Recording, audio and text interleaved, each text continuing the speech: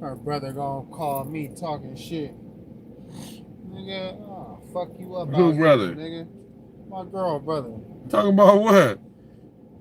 Talking about if I said I beat his ass or some shit like that.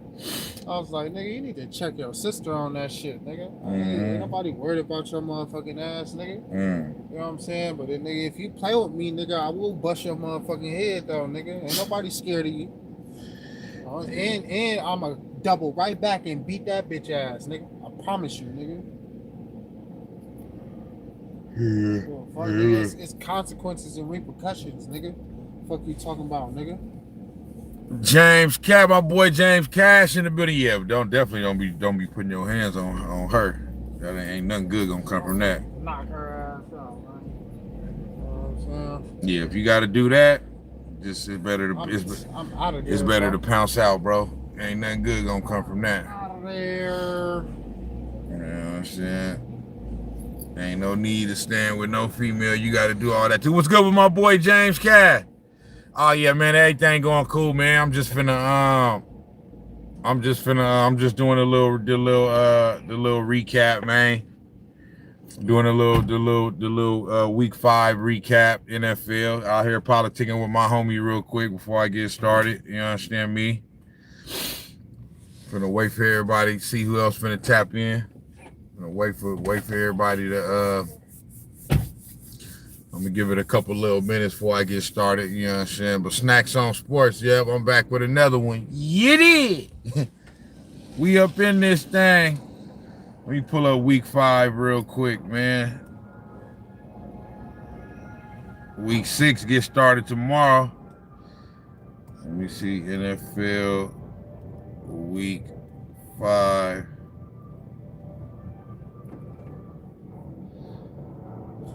Get up in this car real quick. Yep. No doubt. See you in a minute. For sure. Yep. For sure. Yeah, man. So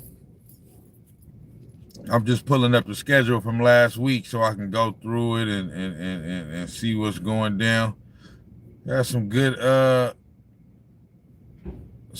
games last week, man. John Doe said hi, dude. John Doe in the building.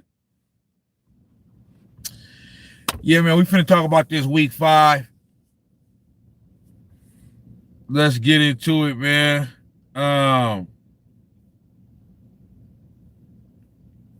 We kind of getting into the we kind of getting into the, you know what I mean?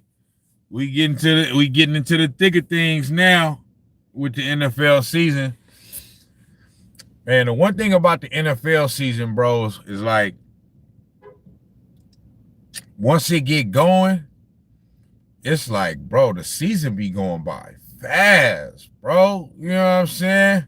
KG say Bucks over the Niners. We will see, brother. Yeah, we will see. They said the same thing last week. They said Rams over the Niners. I don't know how we doing it. I'm finna start off with the Niners first. You feel me? But yeah, you know how they. Hey, James, Cat, we ain't even tripping. You know how they be. You know how they be in the chat. You know what I'm saying? All ain't no haterade here. All is welcome on Snax on Sports. I ain't tripping.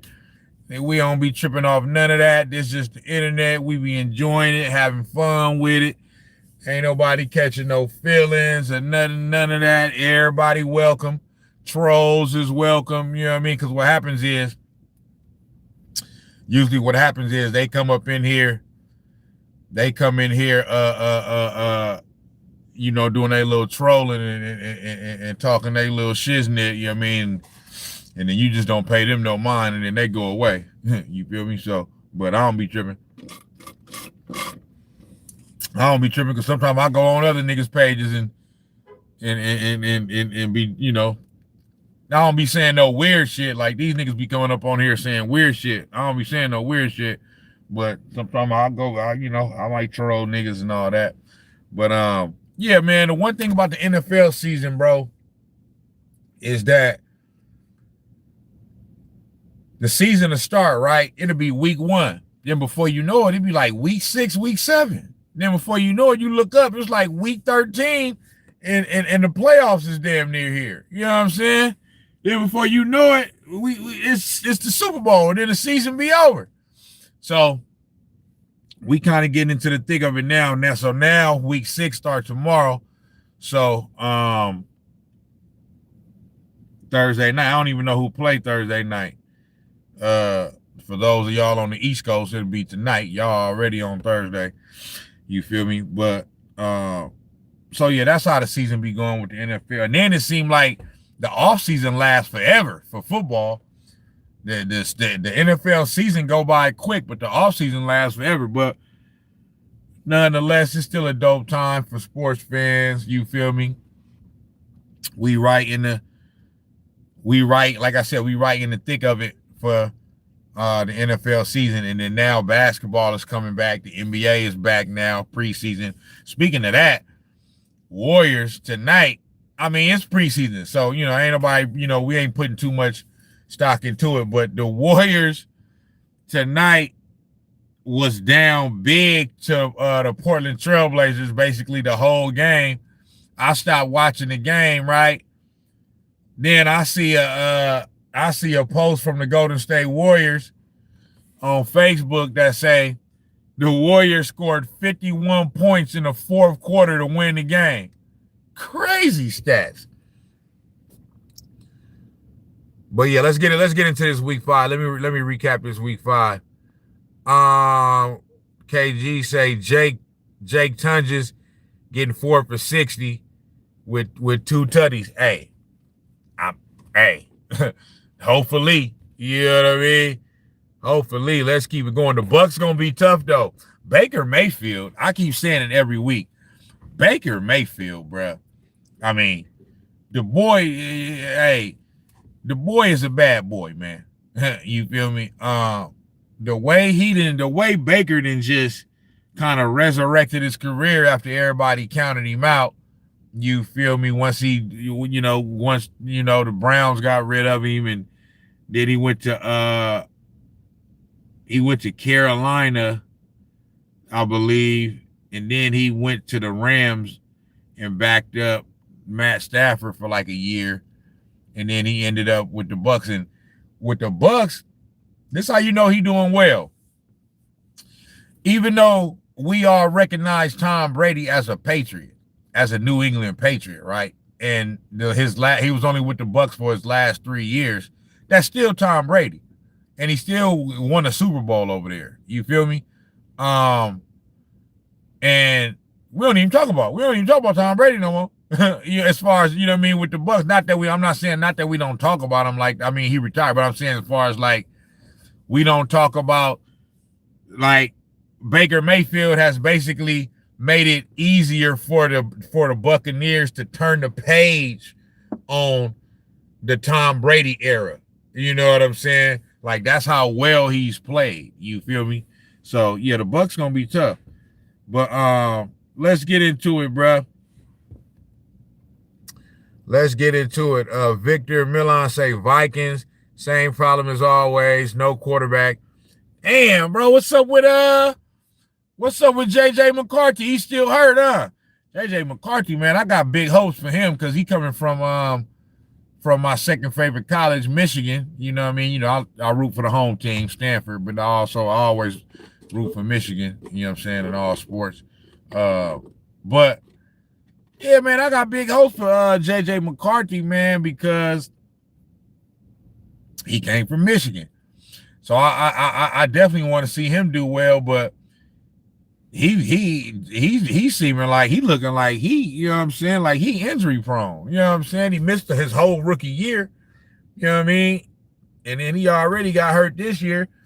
He had that one good game Monday night against I believe it was the Bears, where they was down, and then he had a big fourth quarter, you know what I'm saying, and came back and won the game.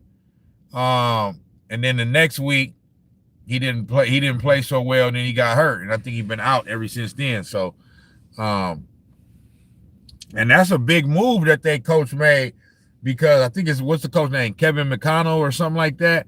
Because basically, old boy put the head coach of the Minnesota Vikings put his head coaching job on the line by inserting J.J. McCarthy up in there like that. Because last year they had Sam Darnold, who balled out. Sam Darnold was damn near MVP candidate for the whole year.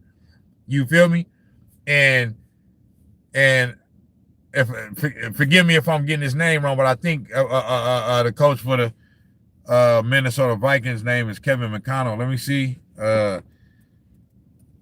But he put his trust and his job on the line for a quarterback that essentially is a rookie and never played in the NFL. You know what I'm saying?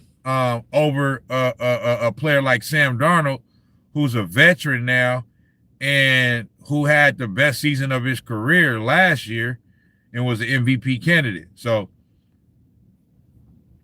J.J. McCarthy will want to come back and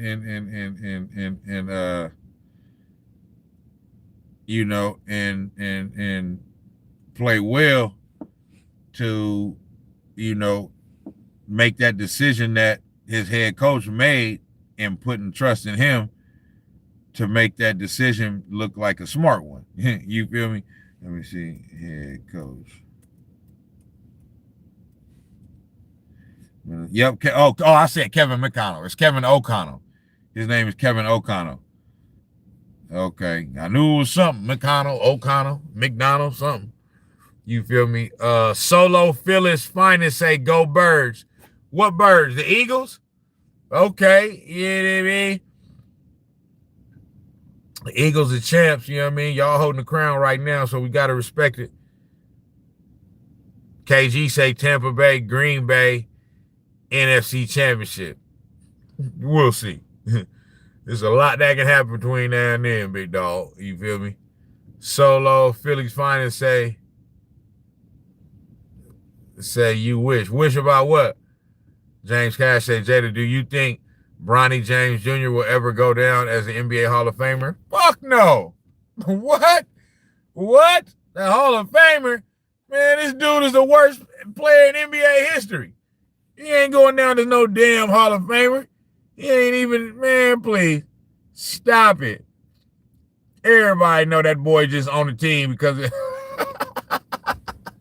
everybody know he on the team because of his damn daddy, man.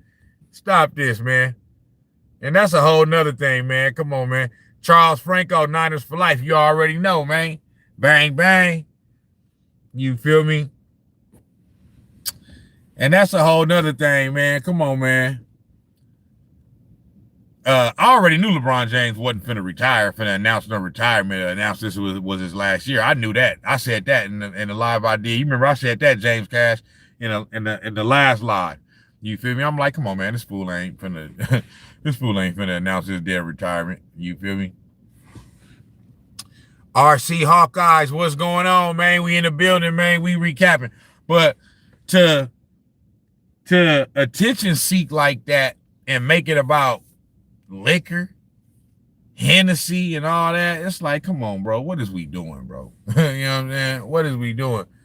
LeBroken James. That's exactly what it is. It's like to attention seek like that, bro, and and I heard Stephen A say this. That's equivalent to, you know what I mean? And for all those that's too young, that, you know what I mean, that wasn't around during this time, forgive me, y'all may not remember, well, y'all don't remember because I was too young.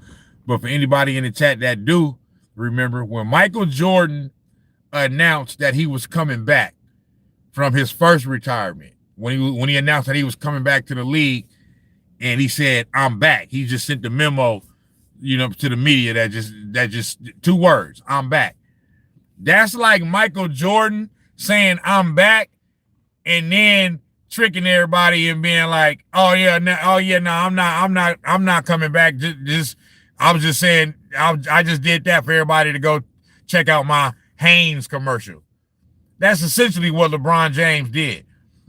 That's weak, bro. Weak sauce. You feel me?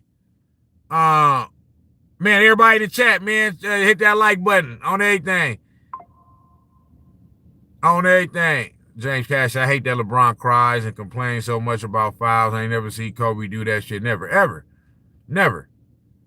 When you ever see Kobe flop or try to save. Come on, that's a new age thing. That's a new NBA thing. I'm not saying it didn't happen at all. You know what I'm saying? During Kobe's era, it was some floppers, but now it's like the star players is doing it. Not all the star players. Steph don't flop. You know what I mean? Steph do not flop. You know what I mean? But you got players like James Harden and LeBron James and all that, you know what I mean, that's using flopping as a part of their game now, especially the Euros. The Euro players, boy, they is flop kings. Goodness gracious. That's all they be damn doing is flopping. RC Hawkeye say he could have just sent that post out on IG, X, or Facebook talking about Hennessy partnership. Straight up. Like, that was like, what is we doing, bro? You know what I'm saying? He's just doing too much. But I'm gonna get back to that. I'm finna James Cash said Draymond will flop any chance he get. Hey, Draymond be doing some flopping, but he be causing some flopping too. You know what I'm saying? Them niggas, you know what I'm saying? They be trying to, get the referee to, they be, man, that flopping, boy, they be deceiving the refs, boy. Like, man, they be pump faking on them refs. All right, let's get into it. Week 5, last week, started out, you know what I mean? Niners, Rams, man. Coming into, so the Niners got the win, 26-23. Brock Purdy is still out. Mac Jones started. You feel me? Let's check out the stats. But coming into that game, everybody thought, okay, the Niners finna get beat down.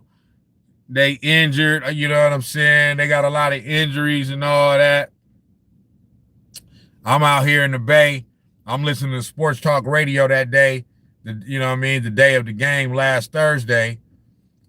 People calling in, giving their predictions of the game, what the final score gonna be, talking about it's gonna be 42-10 Rams and all that stuff.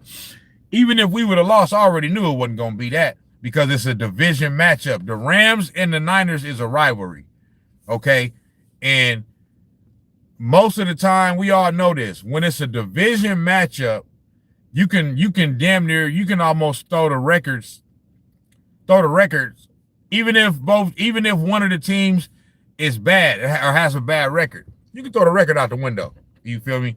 Division games, especially when it's a rivalry game, they always gonna be tough. So even if we would have lost the game, I already knew we wasn't finna get blown out. You feel me? And we started out the game. We came out like what they say. We came out like gangbusters, 14-0. And then, you know what I mean? We kind of slowed down a little bit. The Rams got their bearings up under them a little bit. You know what I'm saying? End up coming back, tying the game. And then we pulled it off in the end, bro. But that was a game right there that opened up a lot of eyes as far as like, because I'm talking about we beat up right now with the injuries, bro. I mean, we straight up beat up, bro. Like, I'm talking about we down our starting quarterback. We down our all-pro tight end. You know what I'm saying? We down our all-pro pass rusher, Nick Bosa. You know what I'm saying? Like, we got we're down our best receiver, Brandon Ayuk. And then our second and third best receiver now, Ricky Pearsall and Jawan Jennings, third and Jawan. So I mean, we beat up all the way around. You know what I'm saying? So after the game, bro, I'm like, bro, how did we win that game, bro? The fact that Now them getting off to a 14-0 lead, that helped. You know what I'm saying? But I'm looking at it like, bro, how oh man, that fumble at the goal line that bruh caused when the Rams was getting ready to run in for a touchdown and bruh punched it out at the goal line and caused a fumble and we recovered. That was big. And then in overtime, the fourth that fourth down stop that we got, bro. Like, I'm talking about last year, those is the type of games we was losing. You feel me? Those are the type of games we was losing last year. Let me see what y'all saying. RC Hawkeye said Jaguars going to the playoffs though. We'll see. We'll see. The Jaguars it's about 7 or 8 4-1 teams right now. The Jaguars is one of them. Can't take nothing away from them. But with teams like the Jacksonville Jaguars, you got to see them like keep this up throughout the whole year. It's still fairly early in the season. It just is. You know what I'm saying? So with the Jags, it's one of those things like they 4-1 right now. They playing well. Big win that they got on Monday night. I can't knock that. So the Jags is looking solid, and I'm gonna get to them. But I still wanna, for a team like the Jaguars that haven't necessarily proven a whole bunch, you know, they not gonna get the I'm gonna give them credit for what they've done so far, but they're not gonna get the benefit of the doubt, you know, with a lot of, you know, football people, sports fans, people that know the game or whatever, until they got to keep it up. They got to keep it going. You know what I'm saying? Because at any moment, yeah, they 4-1 right now, but they could lose.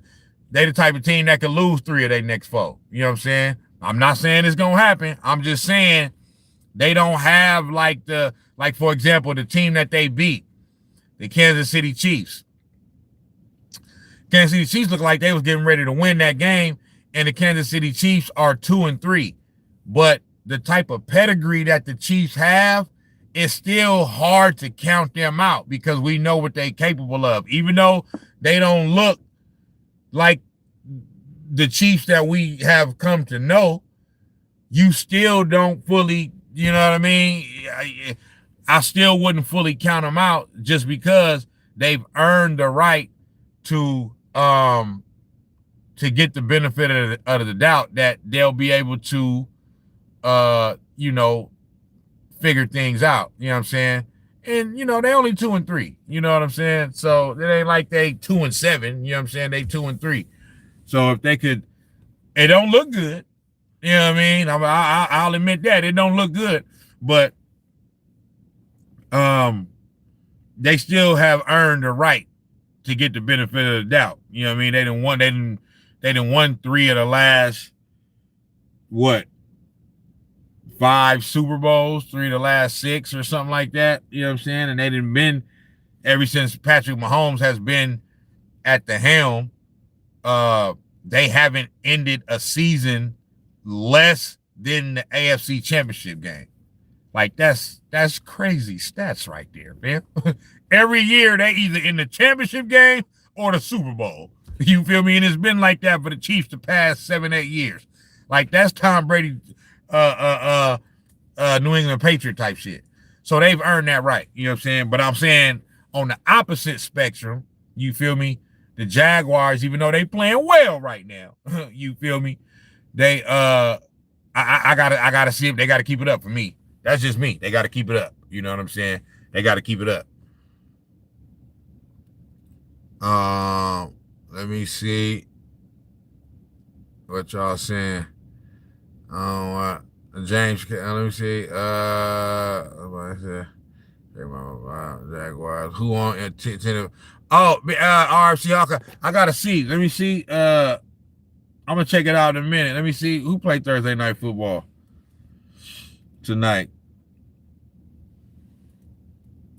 Thursday night football. Oh, Eagles Giants. Eagles Giants. Eagles should win. You know what I mean? Giants is bad. You know what I'm saying? But we'll see. You never know. James Cash said, I don't watch football like that, but I'll say I like to see a team win that hasn't won in a while or ever. Facts. I like to see my team, you know what I'm saying, my team win. But if my team ain't gonna win, then you know what I'm saying. I see what you're saying. It definitely be cool to see somebody else, you know, get up in there and get some shine. Everybody in the chat, give your boy a like one time on everything. James Cash said, who been the worst NFL teams in recent years? I mean, it fluctuates. Sometimes you'll get some teams that are bad one year will be good the next year. You know what I'm saying? Some teams that are good one year will be bad the next year. But, you know, typically the bad teams the past few years have been like kind of like the same that's been this year. The Jets, 0-5, they've been a bad team the past few years. The Titans, you know what I'm saying? The Raiders, or Gators, as I like to call them. You know, the New York Giants, you know what I'm saying? They had one good year a few years back with Daniel Jones, but that was just 1 year. You feel me?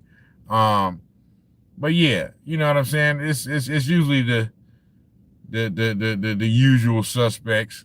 You feel me? Humble say, do we get a pass rusher already? Are you talking about the Niners? Humble? I don't think we signed nobody new since Nick Bosa got hurt, but I believe I wouldn't be mad if they do go out and sign somebody, but I believe collectively they could make up for the loss of Nick Bosa. You can't replace Nick Bosa just with one player. You know what I mean? He's an all-pro pass rusher. You know what I'm saying? So you ain't gonna just replace him with one player.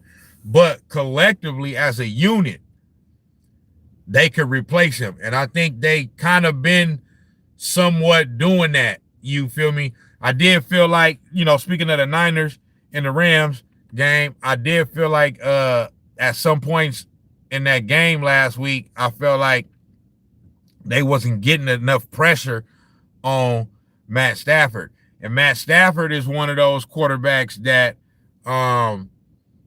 he is somewhat underrated. Like, he gets his credit, right? But he's kind of a little bit better than like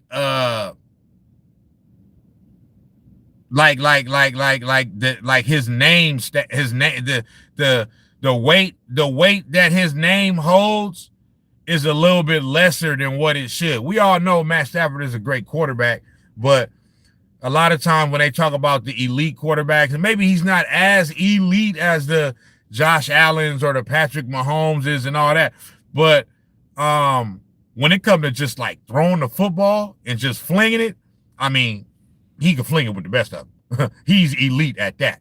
So if you don't get pressure on Matt Stafford, I mean, he gonna carve you up. He gonna carve you up, you know what I mean? Like a Thanksgiving turkey.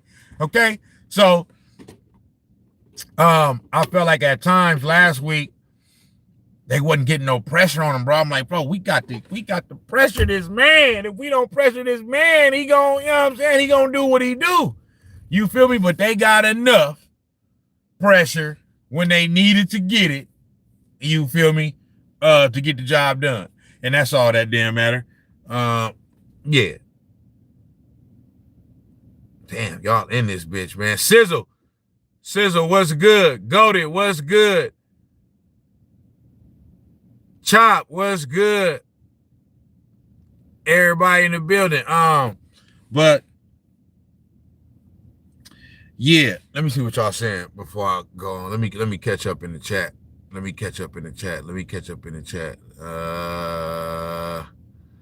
Y'all in this bitch tonight. Let me see. Damn, I gotta go. Damn, y'all been saying hella shit. Goodness gracious. Okay. RC say James Cash real spiel. Oh yeah, the Saints. The Saints have been a bad team. The Saints have been a bad team the past. Yeah, Saints, Jets, Titans, Giants. Yeah. The Bengals. I mean, the Bengals should be better, bro. Like Joe Burrow too. I like Joe Burrow, bro, but he what they say? He glass, bro. Like if you breathe on him, he getting hurt. All you got to do is blow at him. He going down. You feel me? He out for the season. You know what I'm saying? I'm like, goodness gracious, bro. Like, what's up? You feel me? If Joe Burrow was more durable, the Bengals wouldn't be in. Now I know sometimes they in the past they've been getting off the slow starts. You know what I'm saying? And last year, I don't think. I mean, he still was banged up last year, but I don't think he like missed a whole bunch of games, if any, last year. I can't remember, but yeah, that's just because of them slow starts that they got out to. You know what I'm saying? And they always be having to catch up. But the Bengals should be better. You feel me? They should definitely be better, bro. They done went the Bengals went and did something that they never do. Joe Burrow done campaigned for all his skill position players to get paid. The Bengals went on ahead and did that. Plus, they paid old boy on the defensive end, what's his name, Hendrickson or whatever. And you know what I mean? Joe Burrow ain't nowhere to be found. This boy hurt. You know what I mean? This boy is like glass, man.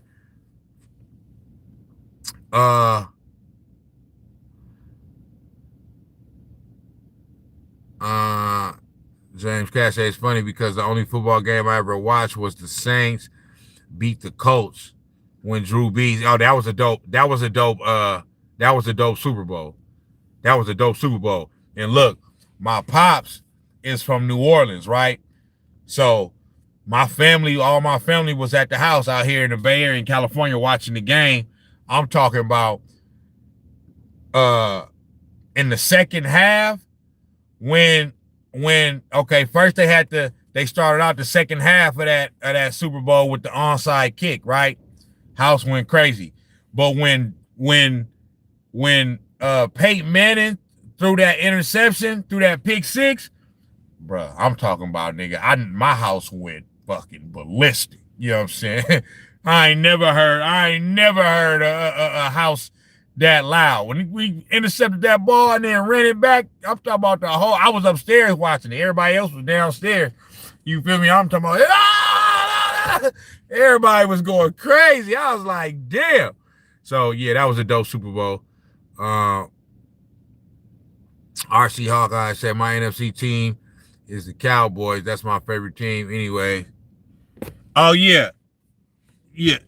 Let me let you get up in here real quick. You feel me? Because they up in here. Hold on, y'all. My fault. Yeah, let me let you get up in here. I had about 5 minutes. I'm getting tired.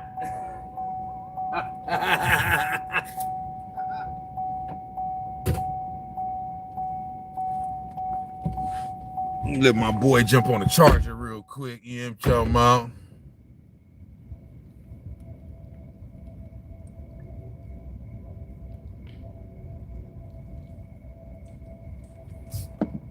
Yes, sir, buddy. Yeah, we live in this bitch tonight.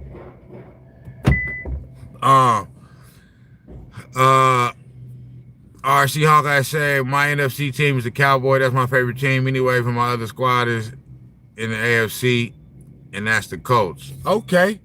Man, the Colts. I'm going to get to the Colts. I'm going to get to all that, man. The Colts is Daniel Jones. Daniel Jones down there, the MVP right now, big dog. Goated in the building. Goated say, let's ride it, Joe Flacco, baby. We ain't got 9 Oh, we ain't got nothing to lose. We ain't got nothing to lose. Hey, yeah, okay.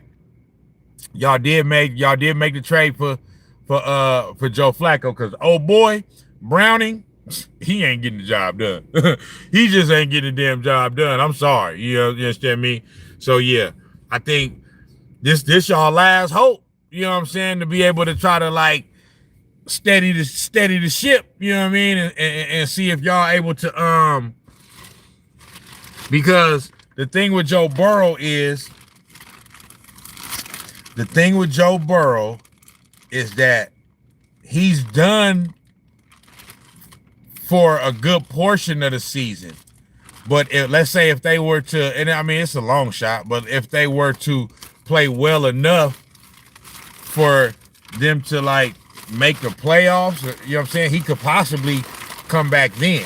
You know what I'm saying? So, but you know, like I said, it's a long shot for that. But at least with a veteran like Joe Flacco, I mean, Joe Flacco's over the hill now. You know what I mean? He ain't the same Joe Flacco that he was up, in Baltimore. But I mean, the way Browning is playing, he'll be better than Browning for sure. So we'll see how that go. You know what I mean? If y'all able to kind of like,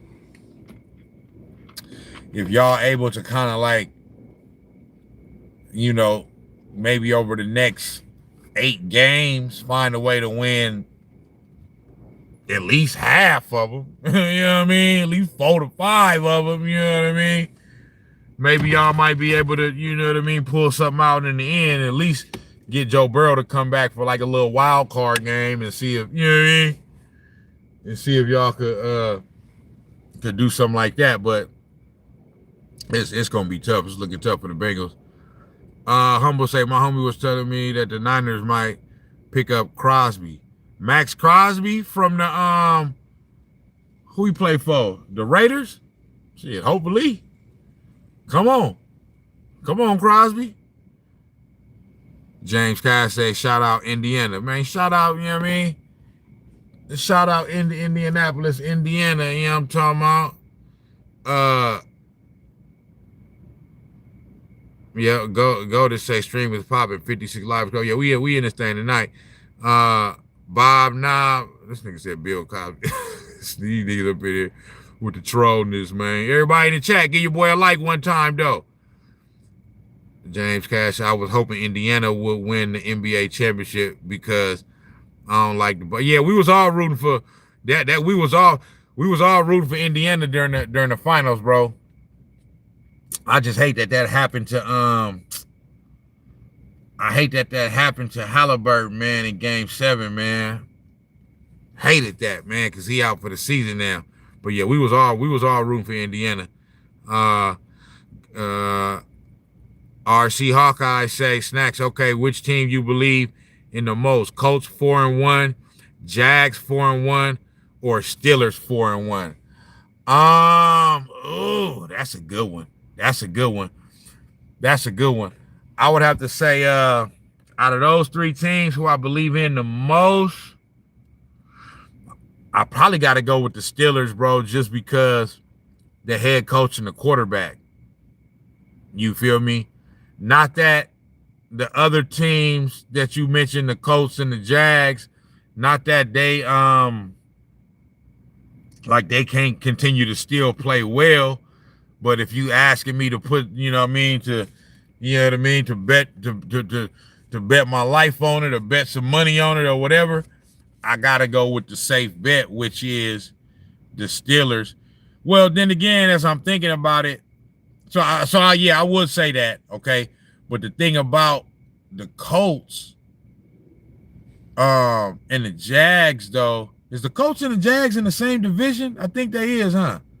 Wait, no, the Jags. The Colts is in the division which the Colts, Titans, and is it the Jags? And I'll be getting confused sometime, man.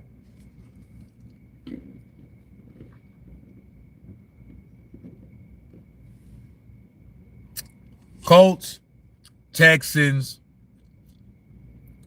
Titans, and the Jags is all in the same division, right? Hopefully I'm right about that. Well, what I was gonna say was the Colts are in a little bit of a weaker division, so the Colts actually might have a little bit because the Steelers are well.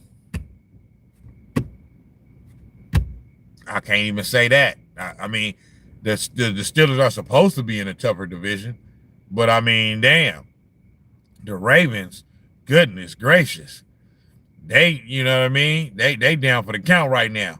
Then the Browns, we all know what they is, you know what I'm saying?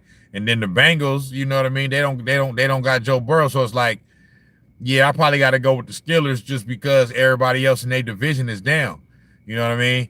And it's kind of similar with the Colts to where their division is down too, except for hold on, bro. Let me hold on. Let me see. I'm getting it confused, man. Jags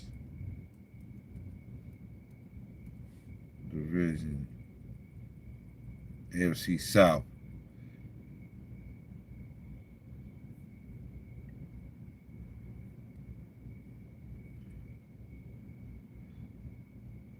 Colts. Check, okay. Shit still won't fucking tell me. I know. Let me look at this, bro. Hold on, my fault, y'all.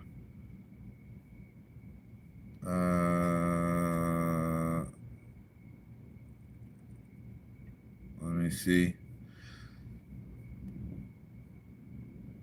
Stats. Let me go here. Okay. Damn, bro, where the standings at, bro? Am I overlooking it? I know y'all probably already answering the question in the in the chat. My fault. NFL standings. Okay, so bam. So yeah, I'm right. I was right. The AFC South: Colts, Jaguars, Texans, and Titans. And so the Colts and the Jags is both 4-1.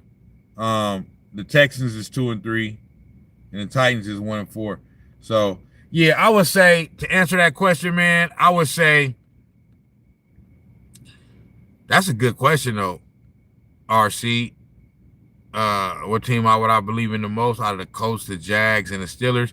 It'll be out of the Colts and the Steelers though. It's not that I don't believe in the Jags. It's just like I said with the Jags, I gotta, you know, they seem like out of those three teams, they seem like the one that's most susceptible to like having like some type of like fall off. You know what I'm saying? I'm not saying that that's gonna happen, but I'm just saying they seem like the one that's most apt to like having a fall off.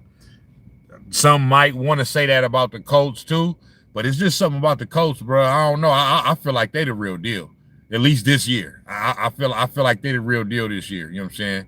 And they got a solid running back. You feel me? Daniel Jones is playing great. But I would go with the Steelers. I would say I will put the most faith in the Steelers right now out of those three.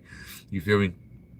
Go to Leangelo, say the reality is Mahomes is washed, nowhere near as good as he used to be. Damn, washed? He do look like he done took a little bit of a step back. I'll say that because he's throwing a lot of interceptions, bro.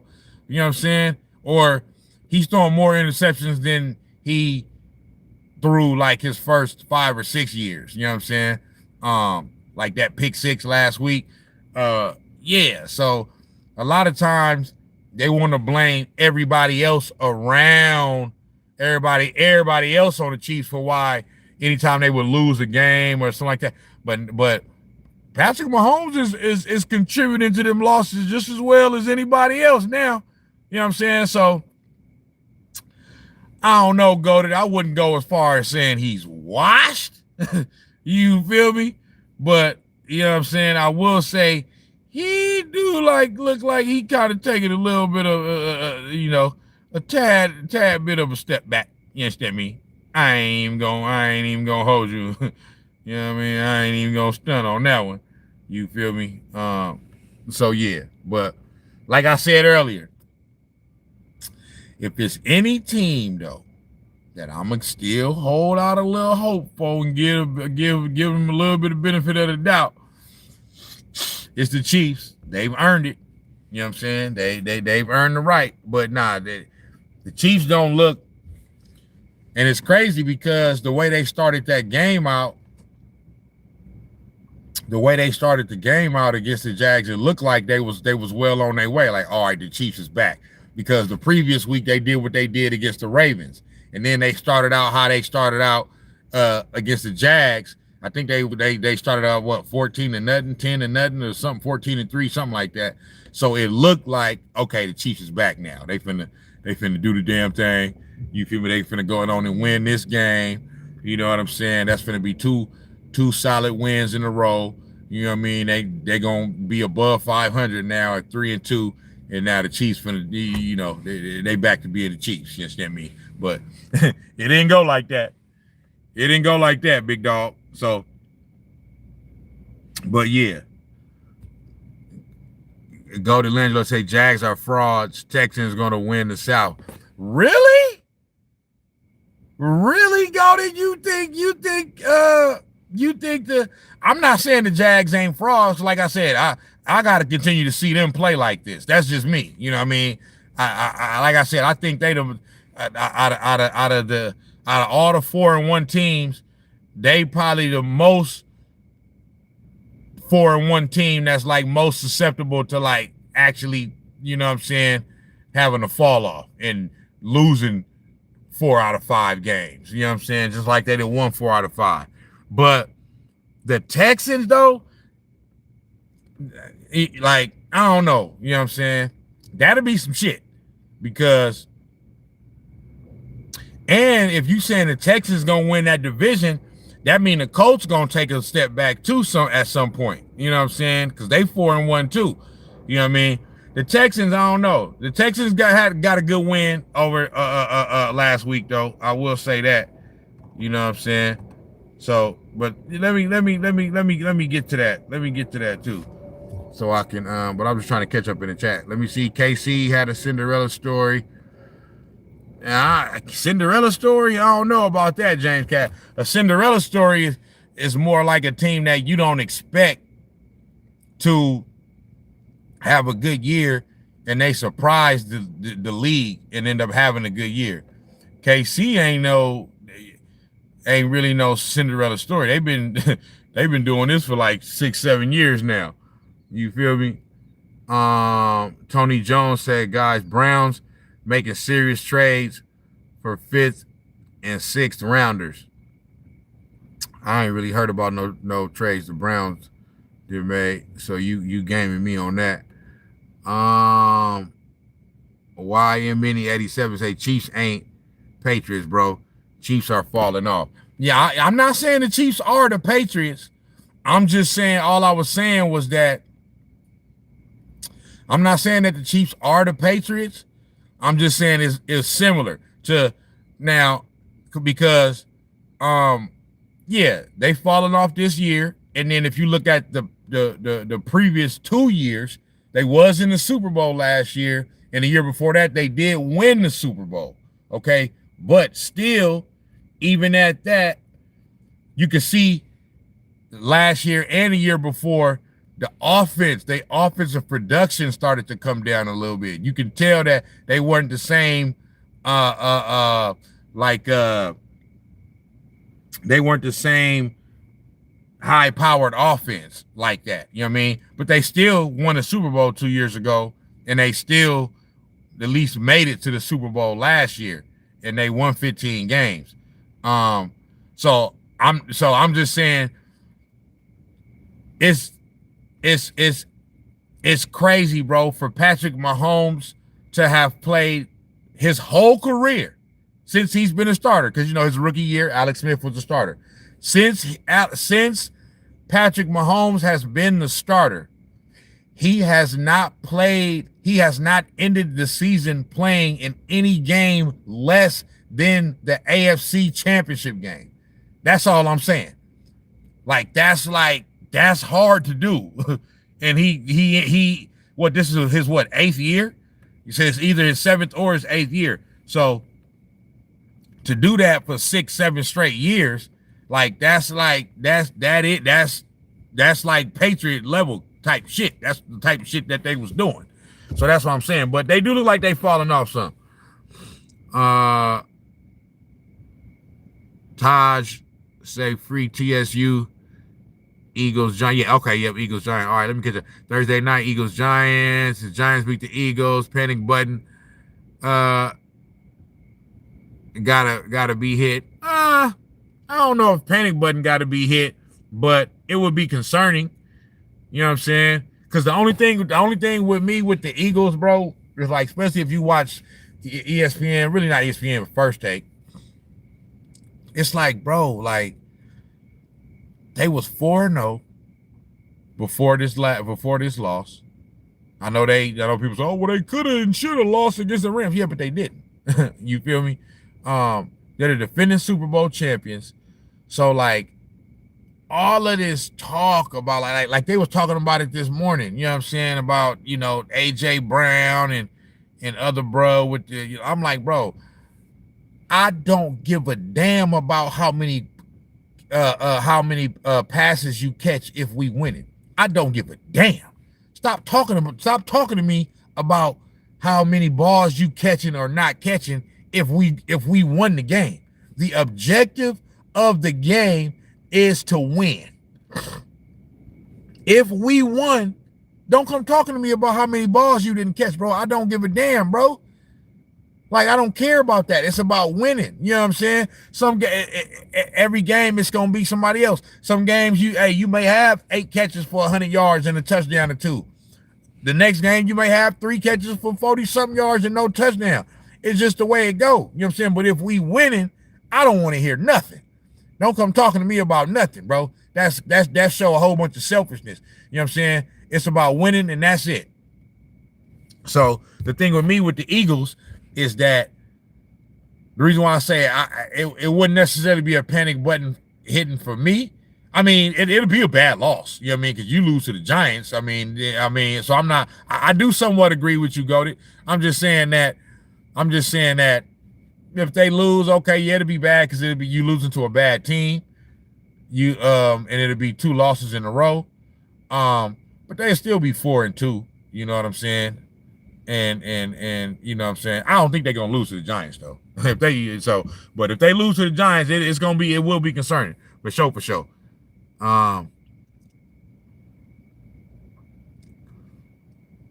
Let me see. Go to say worst NFL teams in recent years, the Browns. Oh yeah. The Browns, straight up. Browns and Jets are ass every year, straight up. RC say 77 people in here and only 8 likes. Y'all, man, yeah. We up to 12 now. It's all good. You feel me? You know what I'm saying? Go to Leangelo, say Titans were good for a long time before like 2 years ago. Yeah, because they had Mike Vrabel as head coach. So yeah, they had some solid teams. You know what I'm saying? I never thought that they would, even when they was a solid team, I never thought they was gonna like ultimately win nothing or do nothing. You know what I'm saying? Because it seemed like they couldn't get the quarterback situation right. Who they had as their quarterback for hella long, bro? They had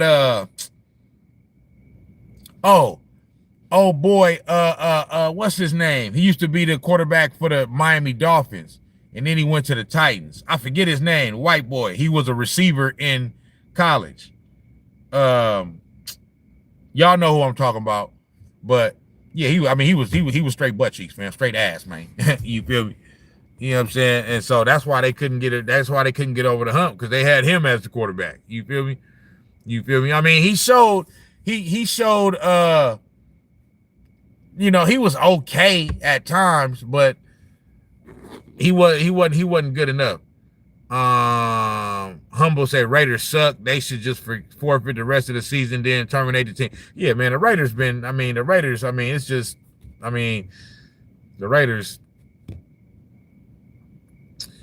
is trash, bro. They've been trash. Go to say stream popping right now. Go to Gino. So ass. Someone tell this man interceptions aren't able. on everything, man. You know what I'm saying? Like, it's just the Raiders they can't get it right. You know what I mean? The Raiders is one of those teams that they one of those franchises that they can't get it right from the top down, bro. You know what I mean? Like Al Davis' son, what's his name? Mark Davis, with that penis haircut, you feel me? Like he don't know what he's doing, bro. He just, you know what I mean, he a trust fund baby. You know what I mean? So he, you know what I mean? He got the team, you know what I mean? Because, you know, it got passed down to him or whatnot, but he don't know what he's doing. And so I think that's their issue. You know what I'm saying? They need better ownership. You feel me? Niners, let me see.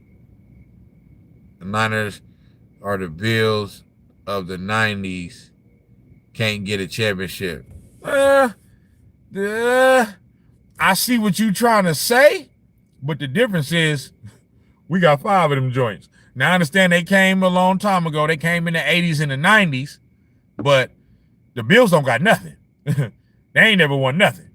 You know what I'm saying? You understand me? So, yeah, the last 3 times we've been to the Super Bowl, yes, we've lost. Okay, we lost to the Ravens in the 2012 season, and we lost 2 times in a row to Patrick Mahomes. There ain't no shame in losing to Patrick Mahomes. You know what I'm saying? But the difference is we actually got 5 Super Bowls. You understand me? So, yeah, that's the difference. Chop said, y'all need God. Who need God? Sizzle in this thing. Nobody replacing Bosa. Yeah, ain't nobody replacing Bosa. I'm saying as a collective, though, the unit can replace him. The unit can replace him if they all come together, you know what I mean, and you know what I mean, and do well. They can replace him as a unit, not just with one player, though. You know what I'm saying? They did well enough this last game.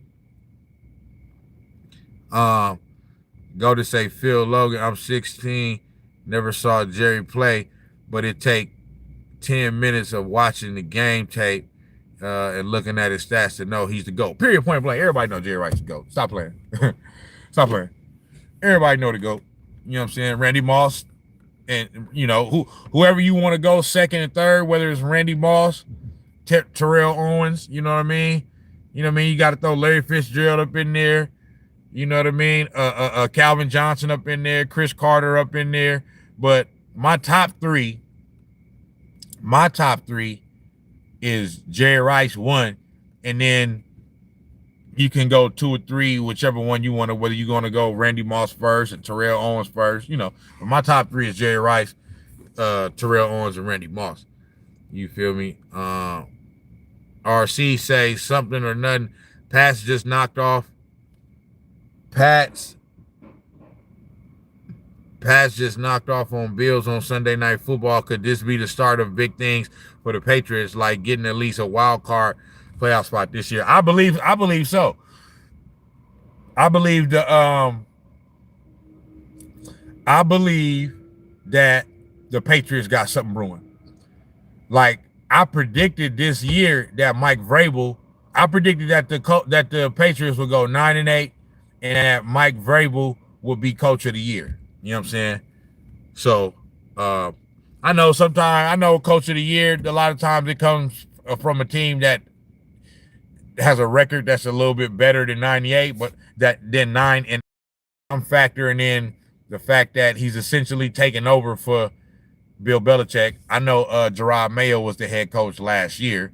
You know what I mean? So there was a coach in between Vrabel and Belichick, but that was a one-off. You know what I'm saying? So I'm looking at Vrabel as the one that's taking over after Belichick.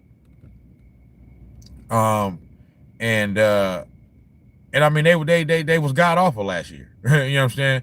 And even the last, you know, couple years with Bill Belichick, they was butt cheeks.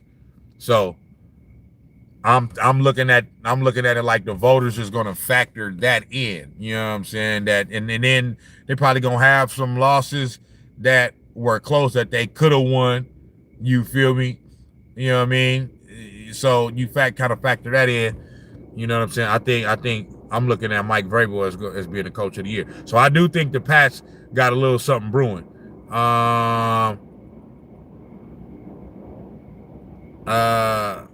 Saints and Titans only bad recently. The Jets and Browns are bad every fucking year. Oh yeah. Everybody know that. The Bears, okay, yeah, the Bears. The Bears also is another team that been bad. Burrow not injury. Okay, go to say Burrow not injury prone. He really isn't. Our O-line has been bottom 5 every year of his career. He has no chance. I hear that, Goated. I hear that, and I don't disagree with that. But I mean, damn, bro. I mean, who fault is that, bro? Like what Joe Burrow should have did then, because I understand you want to campaign for T. Higgins and Jamar Chase to get their money. Jamar Chase for surely deserve all his bread. You know what I mean? What Marshawn Lynch say? Oh yeah, he deserve all his chicken. You feel me? And T. Higgins do as well. But man, if that's the case, bro, like campaign to have the franchise put some money in that offensive line then, though. You know what I'm saying? Like, I mean, come on now. You feel me? Like, you know what I'm saying? Y'all want all the money to go to the skill position players. You feel me? Tell them to put some of that money in the offensive line. You know what I'm saying? Since we gonna be campaigning for shit. That's all I'm saying. So I don't disagree with that, but I mean, damn, bro, like, you know what I'm saying? I feel like it was more campaigning for receivers and running backs and all that to get their money over the offensive line, but it is what it is. But I do disagree with saying that he ain't injury prone though. I mean, come on now. You know what I'm saying? He was injured. He had injuries at LSU. You know what I'm saying? So it's like this. Regardless of whether the offensive line is good or not, you know what I'm saying? That to me, and like that don't take away from the fact that he's injury prone though. You know what I'm saying? It's a lot of quarterbacks that have played behind bad offensive lines, you know what I'm saying? But they don't, you know what I'm saying? They don't get hurt a lot still. You know what I'm saying? So yeah, the offensive line ain't been that good his whole career. I give you that. But I do think that he get too nicked up, bro. You know what I'm saying? It just is what it is. You feel me? I understand as a Bengals fan though how you could disagree with that and say that, you know, hey, they need to fix that offensive line, but still, man, the fact that like, bro, I say, hey, I ain't never played in the NFL, so it is what it is. I'm just saying, bro, the turf toe, and I know turf toe is a serious injury, but I mean, it don't even look like nothing happened, bro. I'm like, what happened? He just fell down and like, it don't look like nobody even really touched him. You feel me? He out for 3 months. I mean, damn. You feel me? The Titans. All right, let me see. It's Air Joe Flacco going to steady. Okay, got it. Okay. Hey, he said, man, Joe Flacco go steady the shit, big dog. Don't even worry about that. You know what I'm saying? You feel me? The Titans at least got their, Morty Smith said the Titans at least got their second Music City Miracle last week against the Cardinals. Oh man, let me get back to the week 5 recap so I can get to that shit right there. That was just ridiculous. I mean, bro, I'm talking about bonehead of the year, big dog. You understand me? Like that don't make no damn sense. James Cash said, that's right, big dog. My family is mostly from Louisiana myself. Okay, for sure. Damn, bro. Like, y'all is in the chat going crazy, bro. I got to skip all that. Because y'all way too far. I'm going to be all there. So I'm going to just catch up to y'all right now. What y'all saying? Okay, my man X say, go Colts. Ario say, go did I think your Bengals should have gotten Russell or Winston, but Flacco might make a difference. Flacco is definitely going to make a difference. Mario Werner checking in with the faithful. You know it's gang shit, man. Bang, bang. You know what I'm saying? We on that. You feel me? Go to say, we should have, but we signed Jamar. Man X said Coach is the best. Coach doing their thing right now. Coach doing their thing. Brandon Santana say Giants versus Eagles. Yep. That's tonight. Man X said Randy Moss didn't get a ring, but he was different. He was special. He did things that other wide receivers couldn't do. Randy Moss, number one. I mean, bro, I'm not gonna say I'm mad if somebody want to say Randy Moss is number one, bro. But I mean, in all actuality, he just really not, bro. He just really not, bro. Jerry Rice, bro, go look at them numbers, bro. You know what I'm saying? Like Jerry Rice, bro, he put the bro, he put the his numbers so far away in the history books, bro. When you go back and look at his numbers, bro, it's like, how did he do that? He wasn't even like super like athletically, like he was a great athlete, but Randy Moss was a freak though of an athlete. You know what I'm saying? Jerry Rice wasn't like that, but he's still like, you couldn't stop him, bro. Like, you know what I'm saying? Jerry Rice he's the GOAT. I mean, Jerry Rice was such a great player that he's actually in the real GOAT conversation. Not just as the GOAT wide receiver, but as the GOAT player, though. Like, he's in that conversation. Jerry Rice, Tom Brady, Lawrence Taylor, like, you know what I'm saying? Players like that and shit. You know what I'm saying? Joe Montana, you know what I mean? Like, he's in that conversation. Okay, let me get back to this, bro, so I can, because I'm still on the first game of the week last week. Okay, bam. So let me look at these stats from the Rams-Niners game. Mac Jones balling out. Mac Jones balling out, big dog. I ain't even gonna hold you. So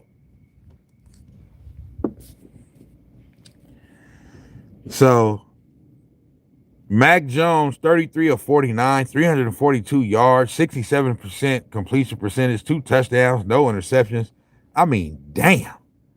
I mean, this boy balled out. And the thing about it is, too, he dealing with a little injury himself. You know what I mean? He thugging it out. You feel me? Running game ain't been doing too much this year so far, you know what I'm saying? But we still 4-1. So Christian McCaffrey ain't running it well so far this year. But he is catching it though. So look, 8 catches, 82 yards. Now Tunges, 7 catches, 41 yards. Kendrick Bourne.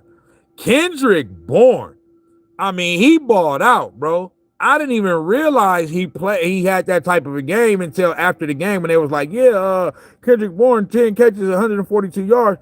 I mean, Brody balled out. You feel me? So, yeah, but, so the only other thing I'll say about that game before I move on to the next one is that, you know, it's this out here in the Bay, you know, this talk about, it's this talk about Mac Jones versus Brock Purdy right now, right? Bro, listen. Mac Jones is doing well, bro. He's doing what he's supposed to do as the backup quarterback, okay? But Brock Purdy is the quarterback, bro. He's the starting quarterback for the San Francisco 49ers. It just is what it is. They just paid that man. His contract don't even kick in until next year. So he got this year, next year, and the year after that before they even think about moving on from him. You know what I'm saying? Brock Purdy is the quarterback. So like this all the, so like yeah. Now I do think that because they brought Brock Purdy back last week and he wasn't like fully healthy. So I do think that now they should not bring Brock Purdy back until he may not be 100% for the rest of the year. Like when you get an injury, you know what I'm saying? You ain't going to get B back 100%, but he shouldn't come back until at least he's able to go out there and play and not like re-injure it again. Because Mac Jones has proven, okay, he can play well enough to hold the fort down until Brock Purdy get back. So it's simple. Out here on Sports Talk Radio, they want to do all of this talking. Should you replace it? Ain't no replacing nothing. It's simple how you handle this. Brock Purdy is the starting quarterback, but he's hurt right now. So until his toe is to a place where he can go out there and perform as if he wasn't hurt and not re-injure himself, Mac Jones should continue to start. Once Brock Purdy is healthy, Mac Jones goes back to the bench, Brock Purdy starts. That's just it just is what it is. You feel me? It doesn't matter if they keep winning. You know what I'm saying? Whenever Brock Purdy is healthy enough to play, he should play because he's a starter. Now, the only thing that may change that, at least for this year, is let's say Brock Purdy misses another 2 games, right? Because he's gonna be back definitely within the next 2 or 3 weeks, he's gonna be back. Let's say the next 2 games that Mac Jones starts, Mac Jones wins. So now he's 5-0. And then Brock Purdy is healthy, and then he comes back, and then they lose. And then they lose again. Then, I don't know, we might have to, you know what I'm saying, we might have to think about a little something, you know what I mean? Because then it's going to be like, well, damn. With bro, we winning. With you, we losing. You feel me? So, but Brock Purdy, bro, has earned this, bro. Like his first 2 years, Brock Purdy's first 2 years of his career, bro, his rookie year and his second year, last year was his 3rd year, okay? And everybody, the whole team played bad last year, not just him, okay? Injuries and all that. His first 2 years, he had as good as a first 2 years as any quarterback has had, bro, in NFL history. You know what I'm saying? So, you know, same thing like I said, bro, he's kind of earned the right to like kind of like be able to, you know, fuck up a little bit. You understand me? Like his first 2 years, we went to an NFC championship game and a Super Bowl. I mean, that's not just a fluke. You feel me?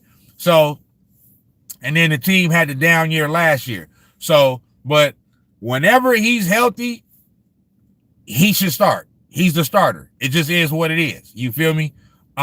So yeah, but it don't hurt to know the fact that we have, we got probably the best backup in the league. You know what I'm saying? To know that we can, we you know what I mean? We got that as some Geico, some insurance, you know what I mean? Just in case, you dig? But that's the last thing I'll say about that. Niners got the win, 26-23, you know what I'm saying? Over the Rams. The Rams head coach, bonehead, should have kicked the field goal. He should have kicked the field goal, boy. You feel me? He didn't kick the field goal. But I don't knock him. He was trying to go for the win. But, hey, played right in our hands. You know what I'm saying? And you only needed 1 yard. You couldn't get it. You know what I mean? So we won the game. Now we 4-1. Let's get it. How are we 4-1 right now? Man, I can't tell you, bro, with all the injuries. We not supposed to be 4-1 with all the injuries we got. That's just not supposed to happen. You feel me? Ario said, Macaroni Jones. Go to Langela, say, hit it right on the nail. There, perfect opportunity to let Purdy heal. Just let him heal. Just let him heal. You know what I'm saying? Ahmad Serrano say Mac 10. That's what we calling him, man. Mac 10. Go to Langela, say Jerry Rice is the go to football. The gap between Brady and Breeze, Montana, Peyton Rogers is thinner than the gap between Jerry Rice and every other wide receiver. I agree with that. It's a pretty wide gap between Brady. I would say the gap between Brady and Montana I think is a little closer than what people think. I mean, now 3 Super Bowls. I mean, come on now. that's 3. That's a 3 Super Bowl gap though. Like that's a whole career's worth of a gap. That's kind of big, but I get what you're saying. You know what I'm saying? But that Brady gap with the rest of the quarterback, that's pretty big too now. But I would say that the gap between Jerry Rice and everybody and all the other receivers is pretty lopsided. You feel me? So I would agree with that. All right, what we got next? Boom.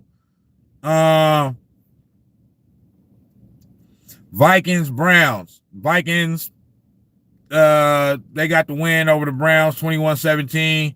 I didn't really pay attention to that game, so I don't really know too much of what happened. Let me see. Let me look at the stats and see who did what.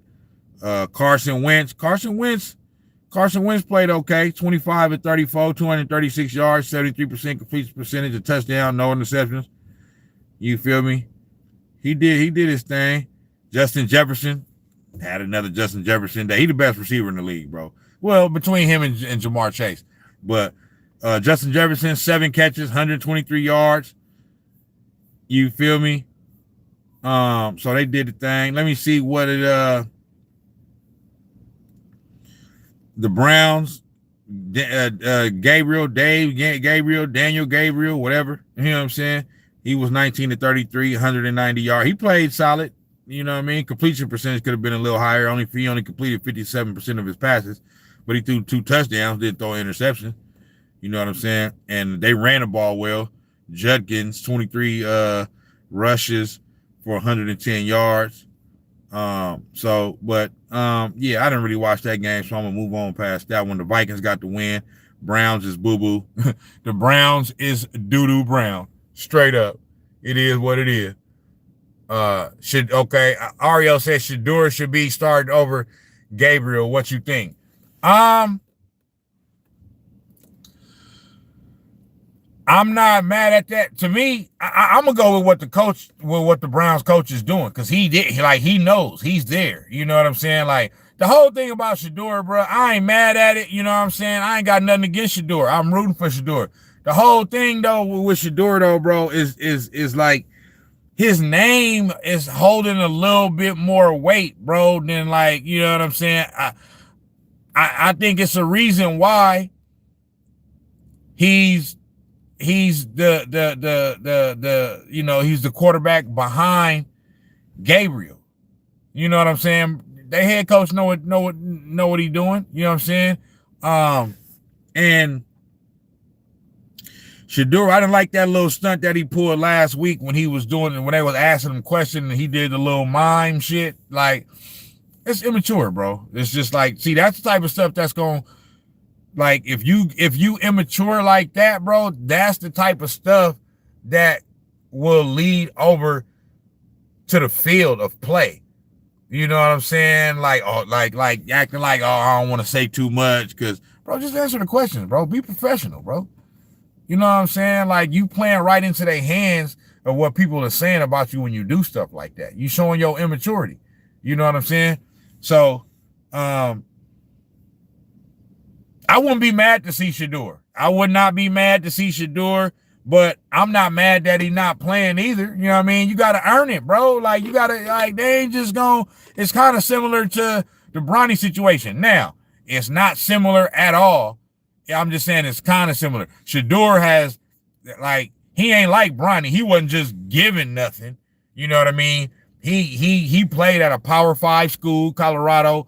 He actually showed that he can actually play the game. So I'm not trying to equate Shador to Bronny, but just from the standpoint of like, you gotta like earn it, bro. You know what I'm saying? Like he's earned his right to be drafted. Bronny didn't earn the right to be drafted. He was just given that. You know what I'm saying? He earned Shador earned his right to be drafted and to be an actual NFL player, an NFL quarterback. But in order to get on the field now, you know what I'm saying? You gotta play your role, bro. You gotta earn that, bro. You know what I'm saying? And what's his name? Kevin Stefanski. Is that the head coach of the Browns? Kevin Stefanski. I trust that he know what he doing. You know what I mean? That he know what he sees in practice every day. You know, they want to talk about, oh, he don't really want Shador there, and they sabotaging him. Man, I don't believe in all that, bro. I don't believe they trying to sabotage Shador and all that. That's just me. Everybody got their opinion. If y'all believe that that's what's happening, I'm not mad at you. I don't believe that they trying to sabotage Shador Sanders at all. You feel me? I tell you what though, with all the talk, if he get out there, if he get his chance to get out there, you better ball out. You better ball out. You know what I mean? Because there's been a whole bunch of talking, you know what I'm saying, and a whole bunch of campaigning for him to be the starter. You know what I'm saying? So I don't want to hear though when you get out there, oh, he's a young player. No. I don't want to hear none of that. You better get out there and ball out, boy. You feel me? Straight up. Ario said, like you said, coaches might see things we can't. They definitely see things we can't. We not in practice. So yeah, for sure. Sports Edit 13 say, hello, what do you think about the Chiefs? I'm asking because I like them. And what do you think about the Chiefs being accused of cheating the last 2 seasons? Well, all I'll say is this with the cheating. It ain't, what's up, Papa J? All I'll say is this when it comes to the cheating. It ain't necessarily them that's cheating. The NFL is the one that was, you know what I mean, giving them some home cooking, giving them a little pat on the back. And for whatever reason, all of a sudden they struggling a little bit this year. And I don't really see them getting a whole bunch. So all of a sudden this year, they ain't through the first 5 games, I don't really see them getting them calls like that. You know what I'm saying? All of a sudden they ain't getting them calls. You know what I'm saying? Me, and they got a losing record. I'm just saying. I'm just saying. You feel me? So that's all I'm gonna say. You know what I mean? You know what I mean? Goalie said, you'll never convince me that the 2022 AFC Championship game was not rigged.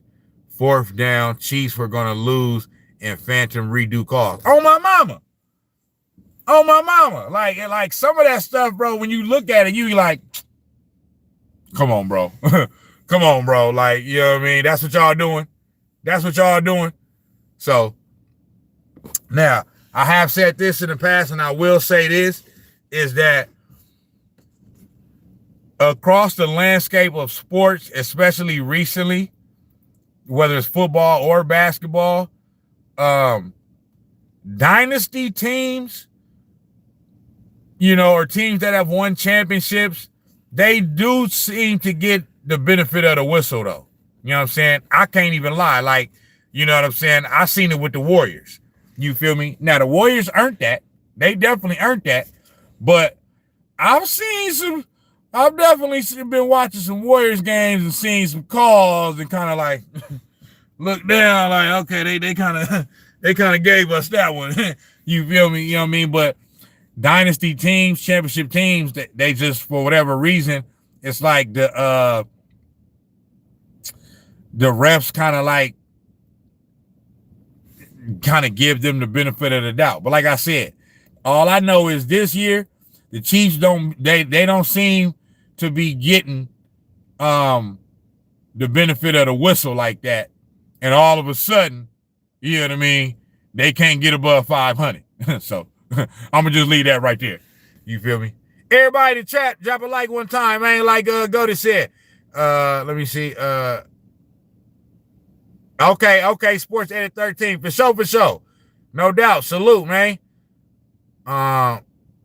J78 said Vegas will never lose. Of course, sports are rigged. Oh yeah, hey, Vegas ain't fit to lose. Vegas ain't fit to lose. You understand me? Go to say Let me see. Go to say, remember the KD play against the Rockets where he was 80 feet out of bounds? Yeah, Golden State got some calls during their era. Golden State got some calls during their era, straight up. Papa J said KC cooked for the next decade. Hey,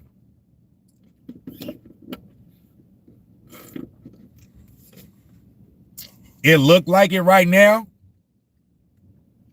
And I mean, I ain't mad at it. You know what I'm saying? They didn't have their time if it's over.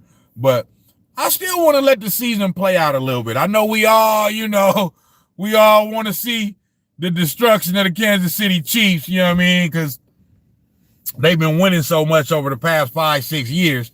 But I'ma still give them a little bit of, I'ma still give them a little grace, you know what I mean, and kind of see how the season play out a little bit. Because I'm telling y'all, man, I'm not going to be surprised if, like I said, it don't look good right now. It don't. You know what I mean? So I won't be surprised either way. I won't be surprised if they, struggle for the rest of the season and only end up like 9-8, you know what I mean? Something like that. But I also won't be surprised if at some point, you know what I mean, they win 5 out of 6, 5 out of 7. You know what I'm saying? I just won't be surprised. You feel me? So I'm gonna hold out. I'm gonna hold out on them a little bit and give them a little grace and see how the next 4 or 5 weeks go. You know what I'm saying? Ario says, you think Josh Allen get over the hump this season? I mean, if he ain't gonna get over the hump this season, I mean, when will they? I mean, it's like the Ravens is down right now. The Chiefs is down right now. Like, that's really like the two teams that would really be standing in the Bills' way. If the Bills can't get over the hump this year, I mean, damn. I mean, when will they do it? You feel me? So I'm just saying. Logan Cochran say Lamar to the Steelers next year. Nah, that ain't happening. That ain't happening. AP said the only good team is the Falcons. Huh? The Falcons. Falcons will win the Super Bowl. Okay, we got a Falcons fan in the building. Straight up. All right, let me see what we got next. Because that was the Vikings, Browns. The Vikings is 3-2 now. They beat the Browns. Browns is 1-4. Doo-doo Brown. Texans straight smacked up the Ravens. So the Texans got the win over the Ravens, 44-10, as they should have. No Lamar Jackson. And so, yeah, it's looking bad for the Ravens right now. You know what I'm saying? Lamar Jackson might be out another week. You know what I mean? You know they want him to come back. And then when he do come back, you know he ain't going to be fully healthy. You feel me? It's not looking good for the Ravens right now because they 1-4 and their star player is hurt. And whenever Lamar Jackson is out, they can't do nothing. They just can't do nothing. Papa J say Josh Allen got to face the Jags to get to the Super Bowl, and the Jags look good. The Jags look good, but you jumping in a little bit late on the live, Papa J. I'll say this. I said this about the Jags a little while ago, that the Jags do look good right now, but they the type of team that I have to see this. I have to see them continue this, and like in order for me to like really fully believe in them, because they're the type of team that and with their quarterback Trevor Lawrence, he's a solid quarterback, but he's prone to throwing some interceptions. You know what I'm saying? But they look good right now. But I'm just saying they the type of team that I wouldn't be surprised if they was to lose 4 of 5 games. You know what I'm saying? I just wouldn't be surprised. You know what I'm saying? So for me, with what the Bills have been knocking at the door the past few years, you can't let the Jacksonville Jaguars be the team that prevents you from the promised land this year. That just can't happen. You know what I'm saying? That just can't happen.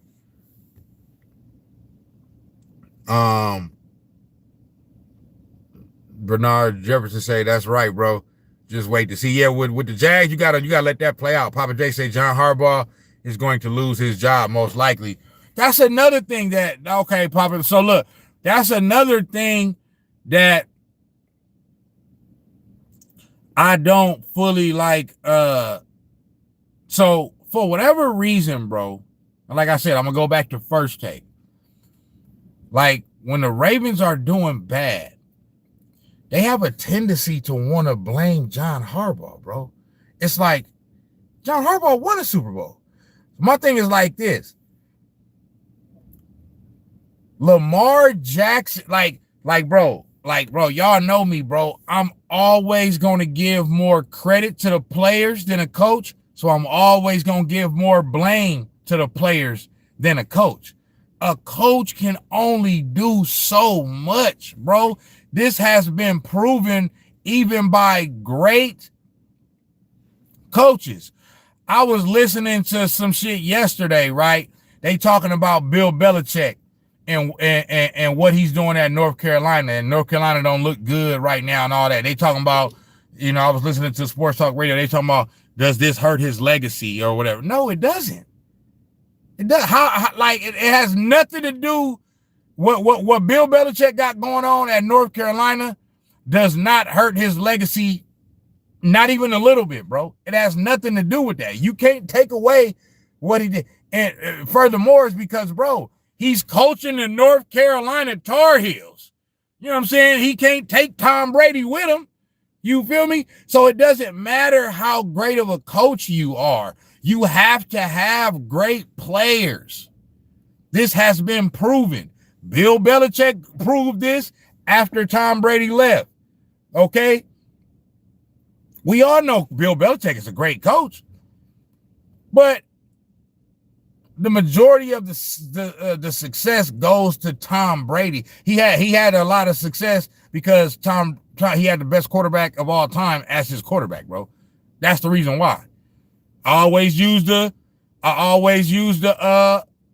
Popovich example too.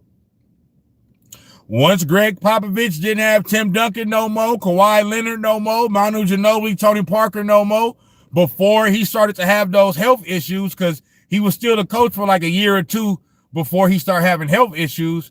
The Spurs they were a bad team. That don't mean he's a bad coach now. He didn't have the horses no more. So that's my thing with John Harbaugh. It's like, I'm talking about, when I say I love Lamar Jackson, I'm talking about I love Lamar Jackson, bro. You feel me? But, bro, I've seen over and over again Lamar Jackson get to the playoffs and don't play the way that he played in the regular season in the playoff game. I've seen it with my own eyes. Like, how is it John Harbaugh's fault that Derrick Henry got fumbleitis all of a sudden? You know what I'm saying? And can't hold on to the damn football. How is it John Harbaugh's fault when Lamar Jackson throw an interception? That's not his fault. You know what I'm saying? However, I do understand how the business works. The quarterback and the coaches get the blame. So you might be right, Papa J. You know what I'm saying? But I'm just saying, like, damn, like they talking like he did, like he won a Super Bowl before. Lamar Jackson ain't won. So it's like, so John Harbaugh was a good enough coach to win a Super Bowl with Joe Flacco, but now he has Lamar Jackson, who can potentially become one of the greatest quarterbacks of all time, and he can't get the job done with Lamar Jackson. Nah, it's not that he can't get the job done with Lamar Jackson. It's that when the big games come in the playoffs, Lamar Jackson ain't getting the job done. The players ain't getting the job done. It's just that simple. So that's my thing with the John Harbaugh thing, bro. Like, I don't understand how they be putting all of the only thing I will say, And it still was more of a player thing. But the only thing I will say is that since he's been the coach, they do have a tendency, whether before Lamar Jackson or with Lamar Jackson, they have had a tendency to like blow big leads and lose games where they were totally in control of. Like, you know what I mean? The stat is something crazy. Like, it's been 17 times since he's been the head coach of the Baltimore Ravens that they've blown a lead where they had like a 2 or 3 touchdown lead. You know what I'm saying? So, but to me, it's more on, he might, you know what I mean? I don't think he'll get fired this year. You know what I'm saying? If they do, but I mean, I don't think he's gonna get fired though. But that has been some of the talk, like John Harbaugh, oh, is his job on the line and this and that and blah blah blah. I'm like, bro, what you want that man to do, bro? You know what I'm saying? He's just a coach. He's not a player. You feel me? So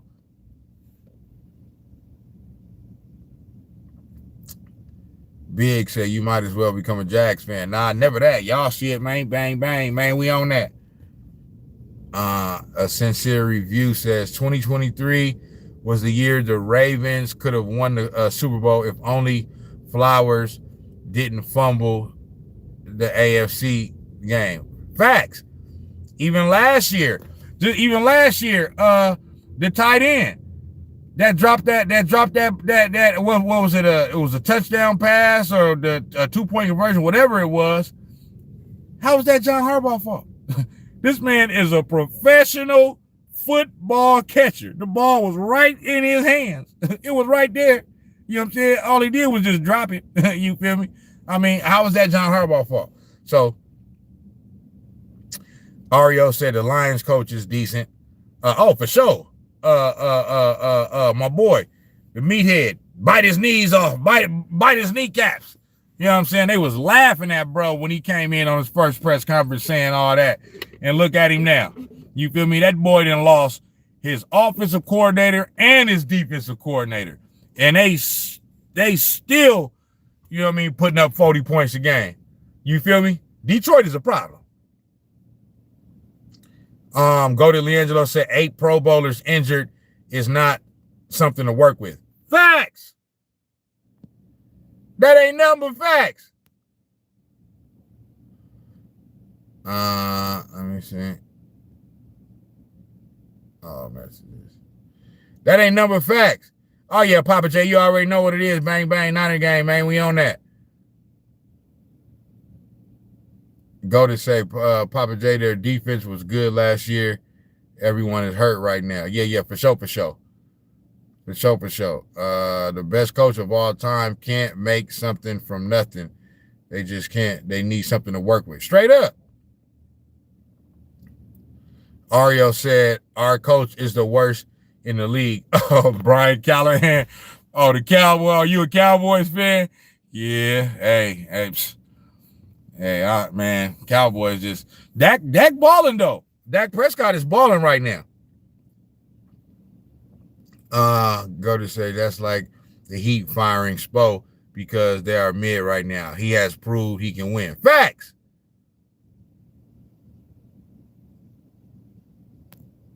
Facts. All right. So Houston, that was a good win for them. They needed it. Because I have been saying about Houston, you know what I mean? They got the win over the Baltimore Ravens 44-10, blew them out, you know what I mean? Straight dog walked them, bitch slapped them. You feel me? And I have been saying about CJ Stroud that, come on now, CJ. Come on. What we doing? You know what I'm saying? You had that rookie year, you know what I mean? Where, you know what I mean? You burst onto the scene and you did your thing. And then last year, he still had a good year. It wasn't as good as his rookie year, but he still had a good year last year. And then the start of this year hadn't been so good. So it's like he was going like this. So what I had been saying about CJ Stroud over the first 3 to 4 weeks is he's going to need to right the ship and,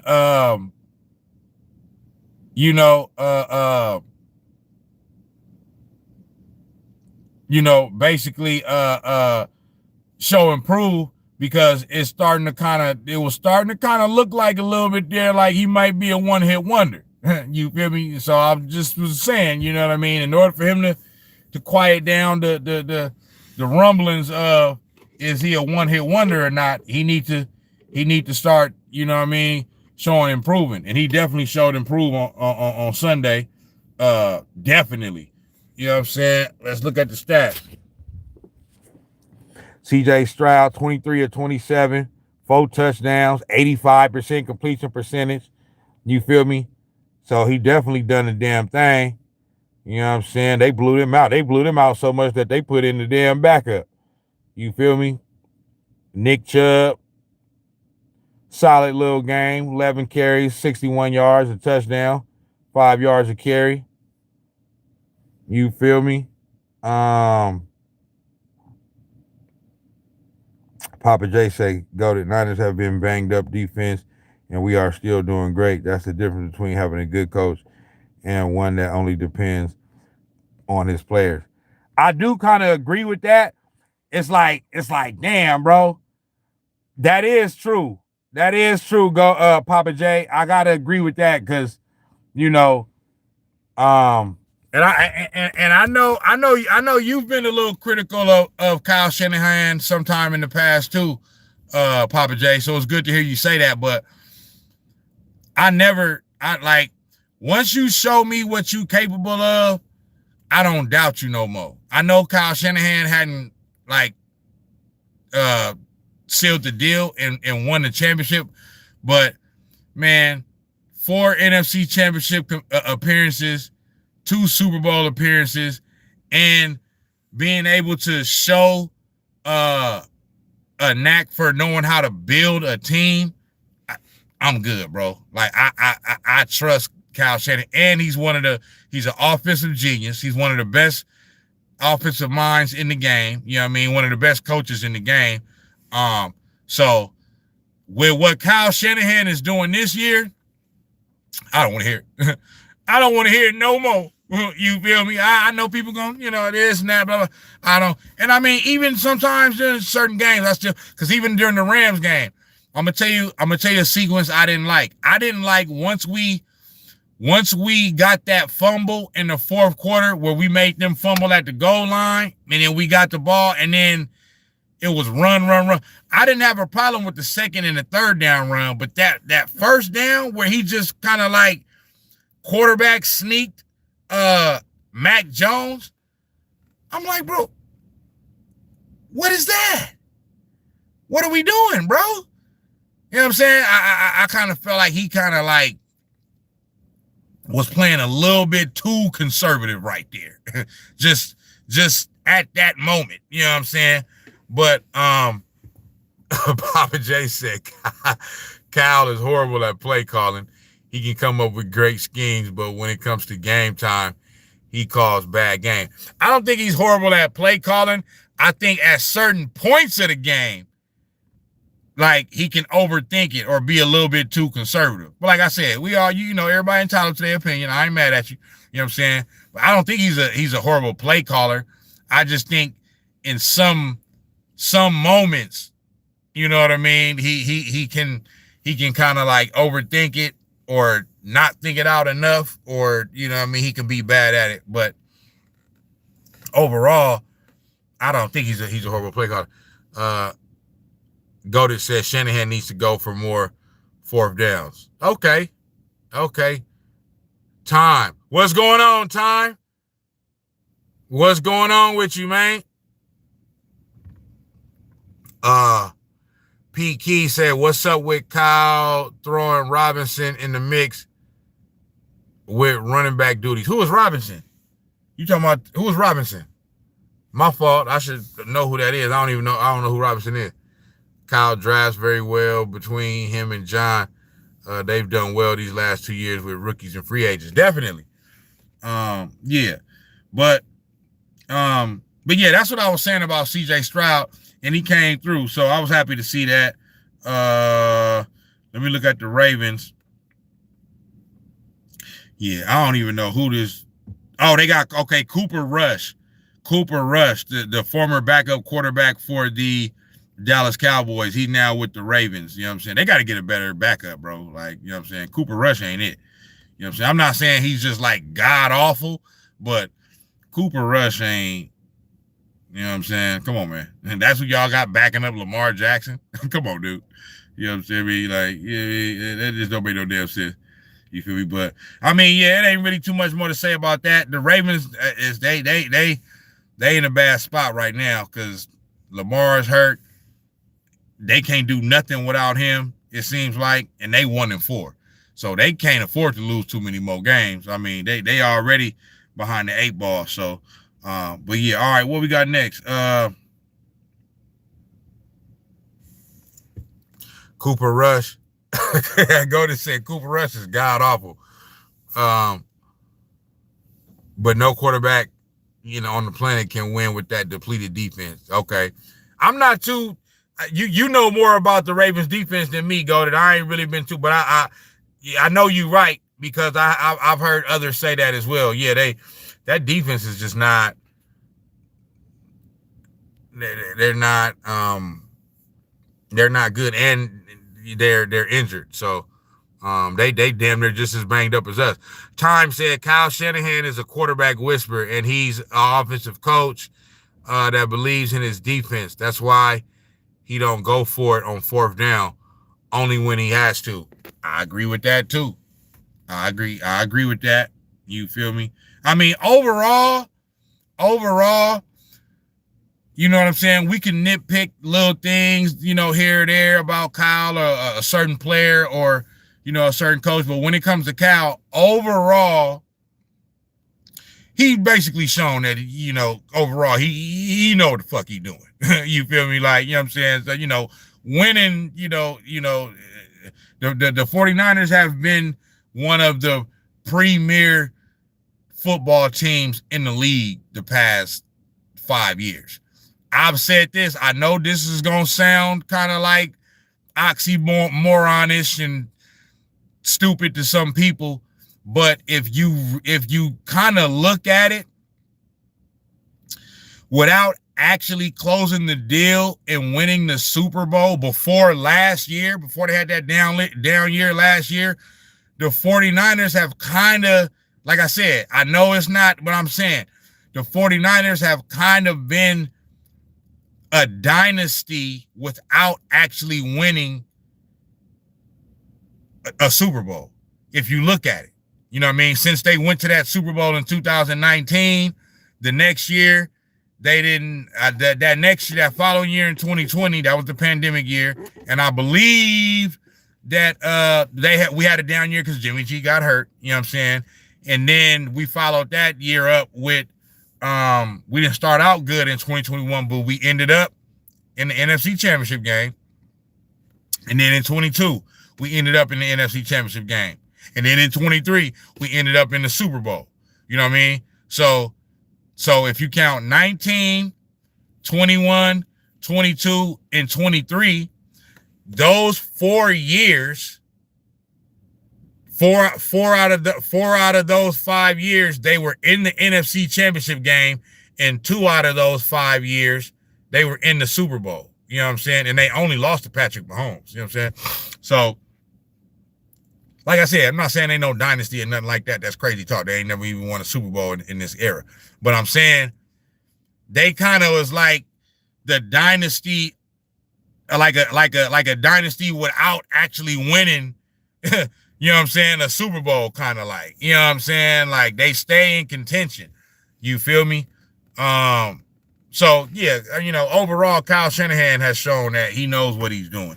So I trust him. You feel me? All right, what we got next? Boom. P. Key, 49ers will always be in the conversation until they win the Super Bowl. Facts.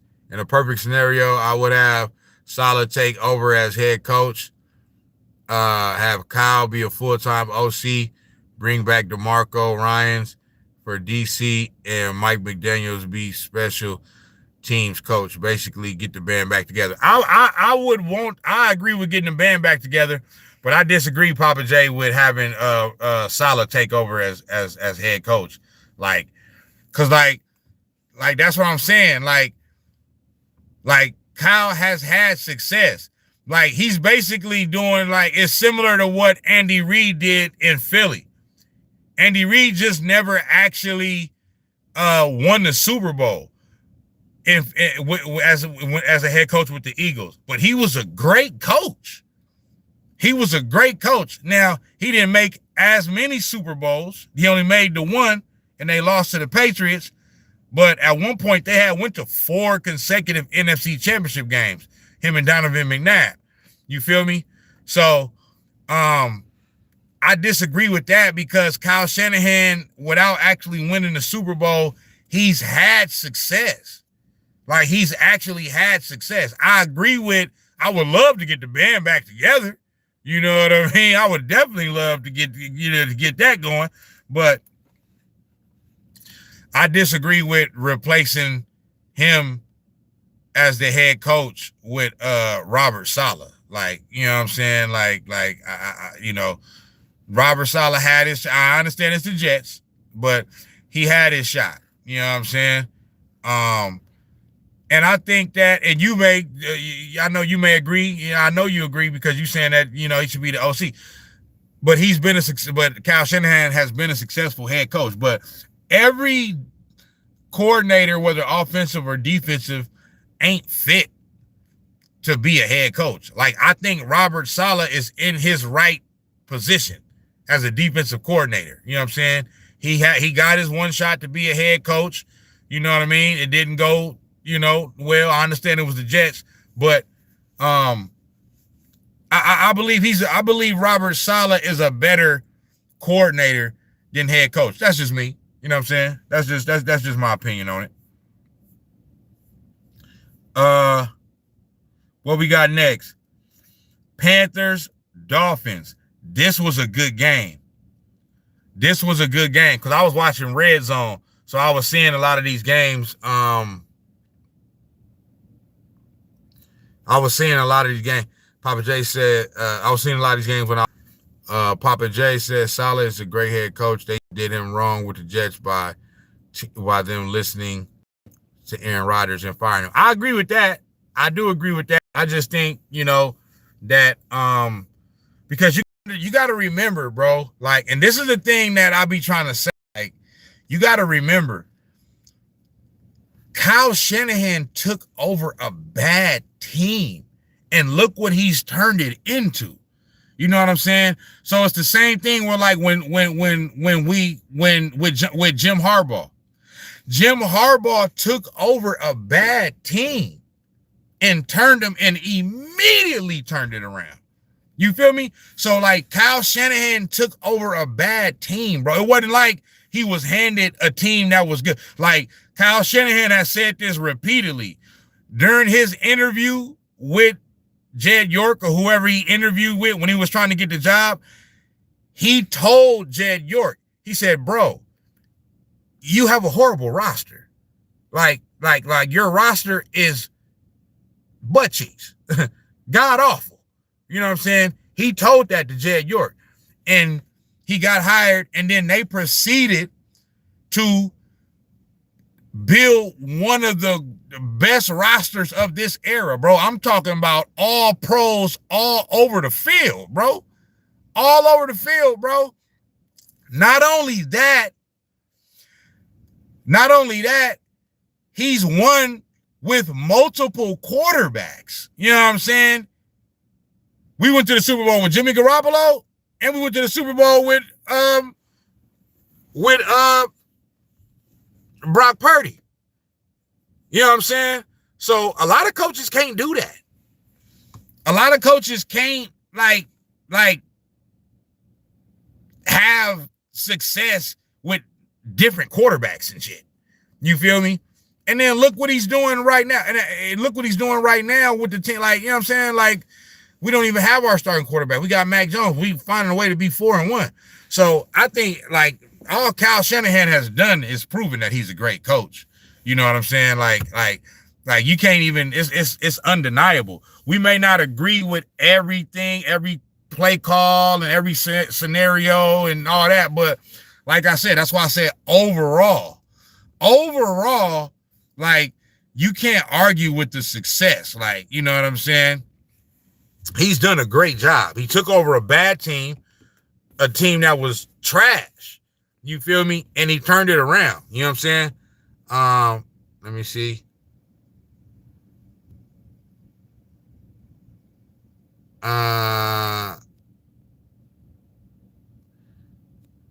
Let me go back. Let me see.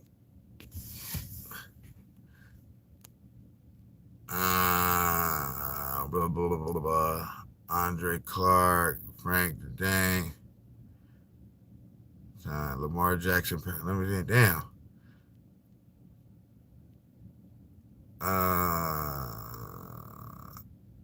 Okay, yeah, here we go. Go to say Brian Robinson. Who is Brian Robinson? Is that running back that we got from the Commanders? I don't know who the hell Brian Robinson is. Fill me in, y'all. Pete Key say, okay, yeah. Okay, he came from the Commanders. Okay, yeah. I forgot what the question was about him, but yeah, we got him from the Commanders. I mean, they got him to kind of like relieve some of the duties from Christian McCaffrey. I'm actually surprised this fool still, you know what I mean? Because he kind of been getting a little bit overused, but he been holding up. So, you know what I mean? I mean, damn, if we didn't have Christian McCaffrey, I don't know where the hell we would be at right now. You feel me? Okay, yeah, dude we got from the Commanders. Okay, yeah. Cooper Rush is god-awful, but no quarterback on the planet can win a game with a depleted defense. Yeah, okay. Time said Lamar Jackson and Patrick Mahomes is not good right now. Let's call a spade a spade. Facts. It just is what it is, man. We got to, you know what I'm saying? It just, that don't mean that they not great no more. Right now, they not playing well. Patrick Mahomes not playing well right now. And Lamar Jackson, the first few games, he didn't play bad. But then, yeah, that last game or two, he kind of fell off a little bit. And then now he hurt. So, you know what I'm saying? Yeah, they not, hey, they got to, come on now. They got to pick it up. You feel me? Go to Leangelo, say 6, actually. 6, actually what? My fault, I was talking. The Bills need to fix their D2. Clubhouse Ear Hustler said. Frank the Dank G say Manders. Time. Kyle Shanahan is the best quarterback whisperer in the NFL. Jimmy Garoppolo and Matt Jones' career was over. Look at him now. Facts. Andre Clark said, to be honest, I'll take McVay over Kyle. No disrespect, but he has his number over them and his ring. So I'll say this about that, right? McVay do got the ring. And he's been in 2 Super Bowls too. You can't go to Sean McVay is a great coach too. However, there was a point. I know we forget about this because he ended up getting that Super Bowl a couple years ago.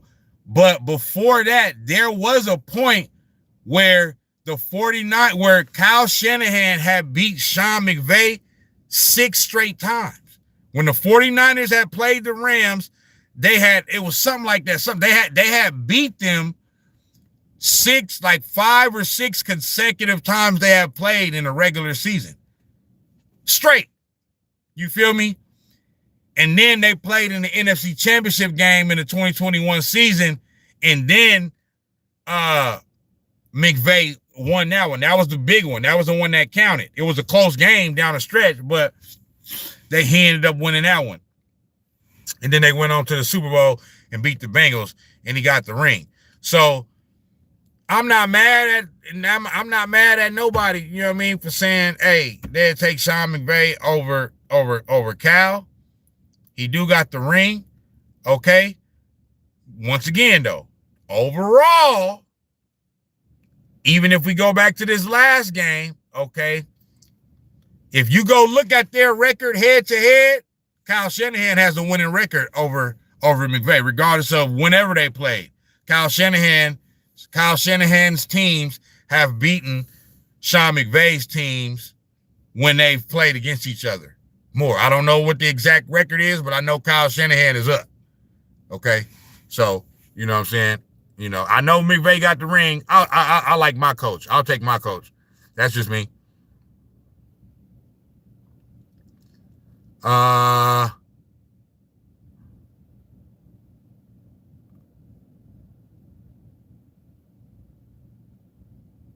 said, I agree with you, Jada Snax. How about the 49ers? It's why Tom Brady wanted to go there to play with Kyle. Exactly. To play with Kyle Shanahan in 2019, the year Tom Brady took Tampa Bay to the Super Bowl. Facts. Tom Brady wanted to come back home. That's what he wanted to do. You know what I'm saying?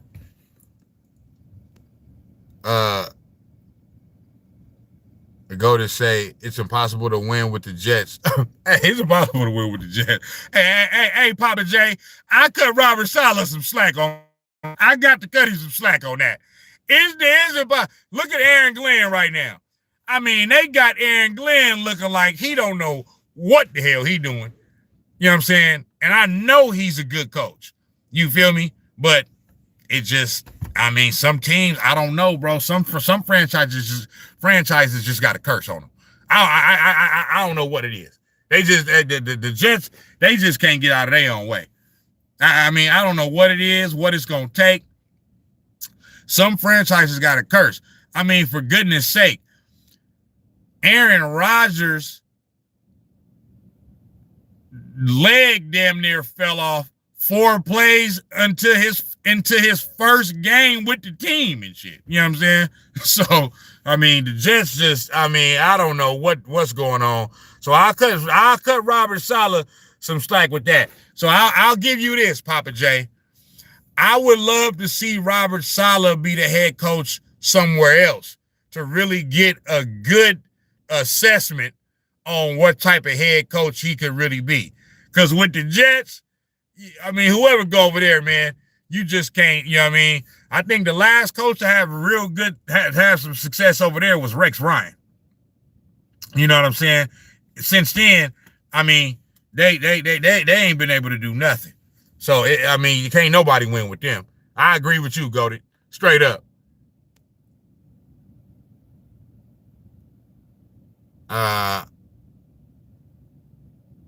Yeah. What happened with that, man?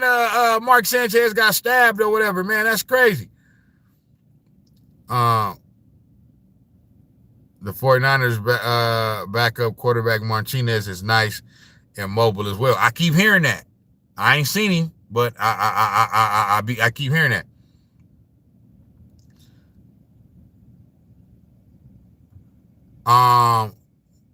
Quay Bawe said, "How do you want me to send you $5,800,000? Come on, send it my way. Cash App is Jada Snax, JADASNAX.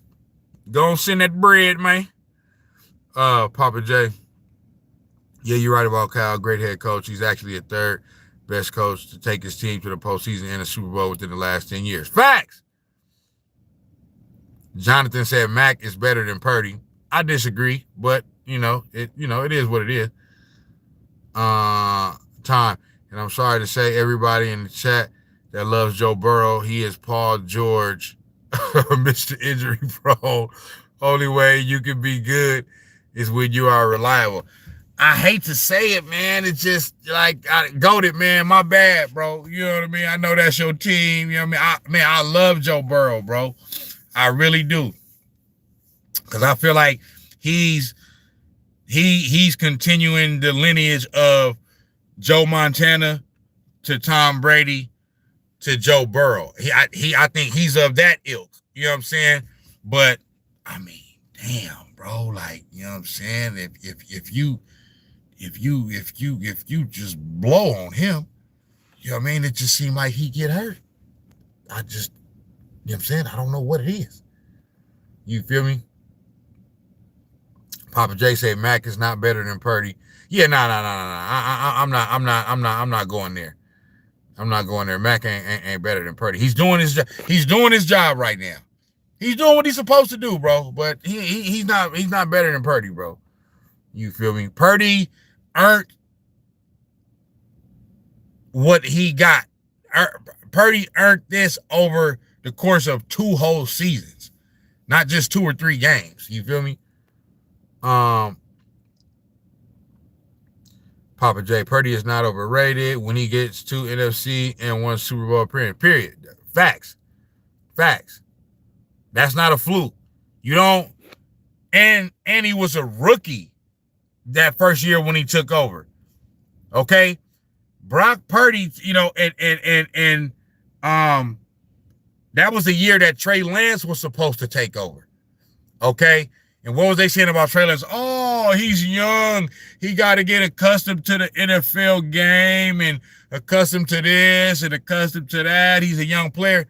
Brock Purdy was like, oh, yeah, for real? Hold my beer. You know what I'm saying? I'm finna come in during the middle of the season, okay, and pick right up where Jimmy G left off.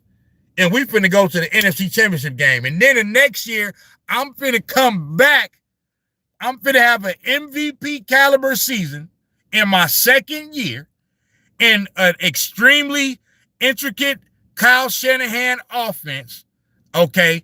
I'm going to be an MVP finalist, and we're going to go to the Super Bowl and barely lose to Patrick Mahomes in overtime in the Super Bowl. You know what I'm saying? So, no, that's not a fluke. Yeah, Brock Purdy is like that. Now, hopefully he come back, you know what I'm saying, and get back to that, you know what I mean? But he got to get healthy first. You feel me?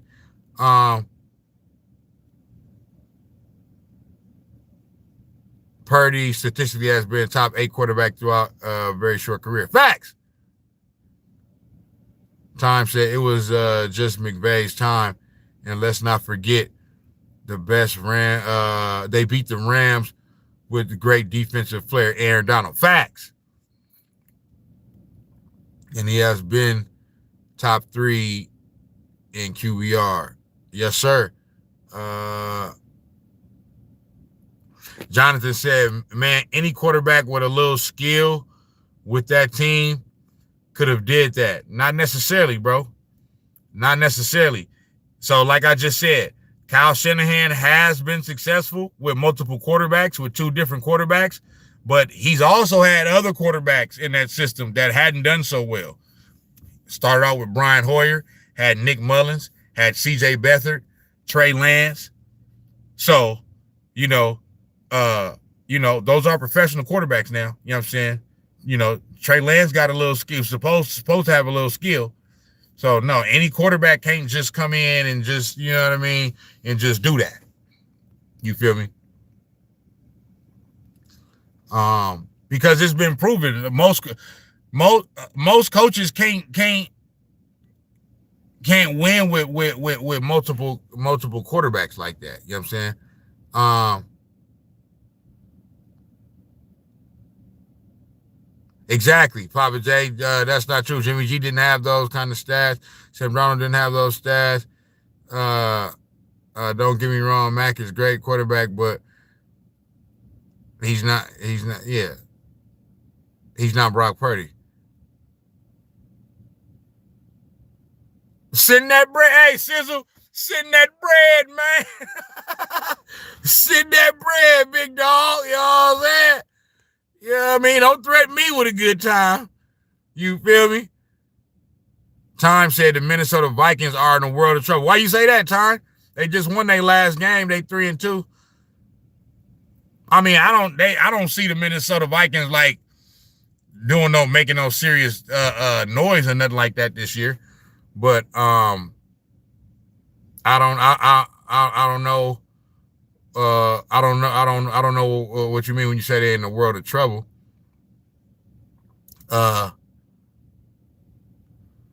Goldie Leangelo said Paul George didn't have teammates letting some other 300-pound dudes maul him. Facts. Porn star Jimmy. Porn star Jimmy. And so this is another thing, right? I'll say this about Jimmy G. I'm kind of getting off track a little bit, but so because y'all know me, I'm about winning. Okay. I understand Jimmy G would sometimes have the oh no throws and you know what I mean and all that. But I'm telling you, man, the bottom line is to win. The one thing you cannot take away from Jimmy G is that when he was the starter, the 49ers won close to 70% they won 70% of their games. When Jimmy G was here, when he was starting, they won 70% of their games. Like, you can't argue with that. Oh, well, it was the rest of the team, and it don't matter, bro. When he wasn't there, whether he got injured or whatever, and somebody else came in, the team didn't win. Okay? Then when he got back up in there, they start winning again. So, I mean, you know what I'm saying? I'm all about winning. I don't care if the quarterback don't throw for 300 yards and 4 touchdowns every game. Did we win the game? If we won the game, I'm good. And for a reason, when Jimmy G was behind center, they won 70% of their game.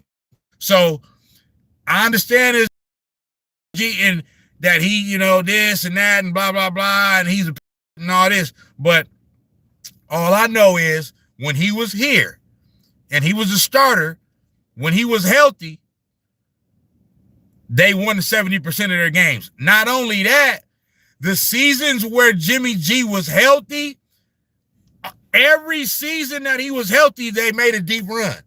It was like he would be hurt. So we got him in at the end of the year in 2017. That's when Kyle Shanahan took over. He started the last 5 games. They went 5-0. Okay. That very next year, he got hurt in either week 2 or week 3. He got paid in that offseason. And so that very next year, he got hurt in week 2 or week 3 against the Kansas City Chiefs. He was out for the remainder of the year. Right? So that was the 2018 season. That very next year, which was 2019, when he was available the whole year, we went to the Super Bowl. Okay?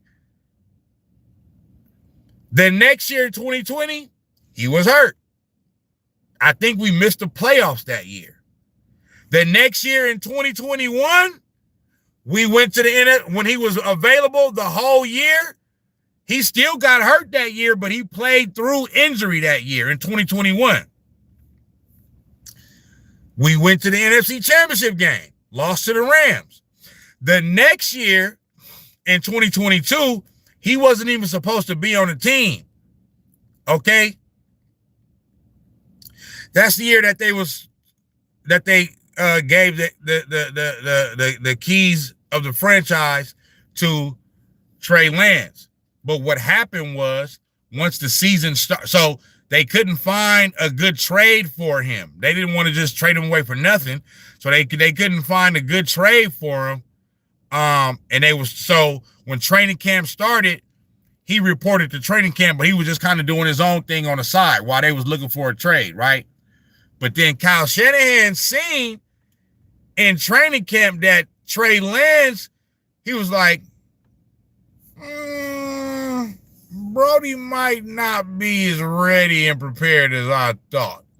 So then they said, all right, Jimmy G, we going to sign you to a 1-year deal. This one will be your official last year. But he was going to be the backup. Okay? Trey Lance gets hurt. The first game of the year was against the Bears in Chicago in the rain. We lost. Week 2, Trey Lance gets hurt. Insert Jimmy G. Jimmy G played well for the next 5 or 6 weeks, all the way up until he got hurt. Jimmy G was playing in 2022 how he played in 2019. You know what I'm saying? So it was a blessing in disguise that Trey Lance got hurt. I believe if Trey Lance did not get hurt, we wouldn't have had a successful year that year. He was not ready. You know what I'm saying? And then we see how it has panned out. He's not a very good quarterback. You know what I'm saying? So then when Jimmy G got hurt, Brock Purdy took over. You know what I'm saying? But my point in saying that is that the years where Jimmy G was here and he was healthy, we made deep runs into the postseason, and we won 70% of our games. So I understand what people want to say about Jimmy G. All I know is we won with him. It just is what it is. Papa J say Joe Burrow's a monster. He a monster. He just get hurt too much. Rob, my boy Rob in the building, man. What's good with you, my G-Town partner, man? Matt can see the dig route without getting on his tippy toes. Yeah. His arm may be a little better. His arm may be a little better than Brock Purdy, but Brock Purdy is still that hasn't been it hasn't been a problem for Brock Purdy. Mac Jones is a strong kid. He's big. He's better than what you think. And he wasn't in the right place in New England with that coach Bill Belichick, which is a defensive coordinator. Yeah, I mean, Mac Jones' rookie year, he had a good rookie year. Okay. The Patriots went 10-7. They made the playoffs, got bounced in a wild card, and Mac Jones was a Pro Bowler that year in his rookie year.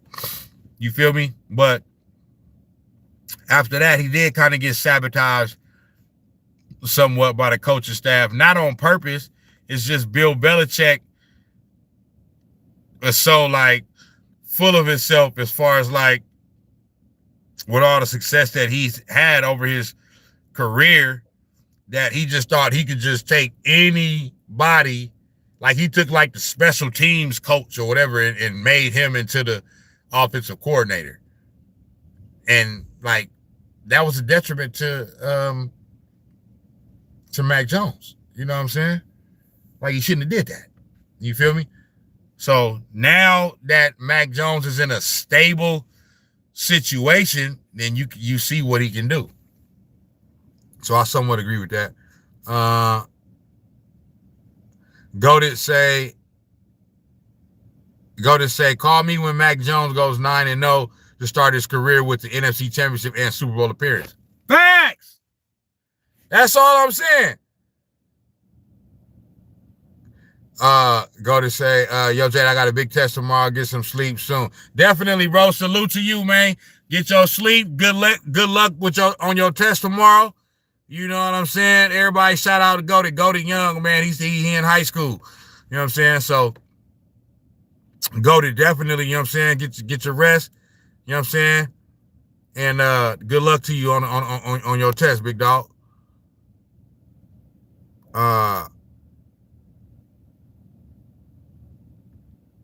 Parsley P, winning with no rushing. Let's go. Facts. Different team, different results. Rob Cuppy. That's Kyle Shanahan. Come on, Rob. You already know. Jonathan said, just because Tom was picked late doesn't mean he doesn't have skill. Y'all moving the goalpost.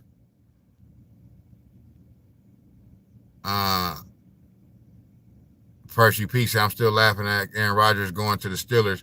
Don't even bring Aaron Rodgers up in the combo.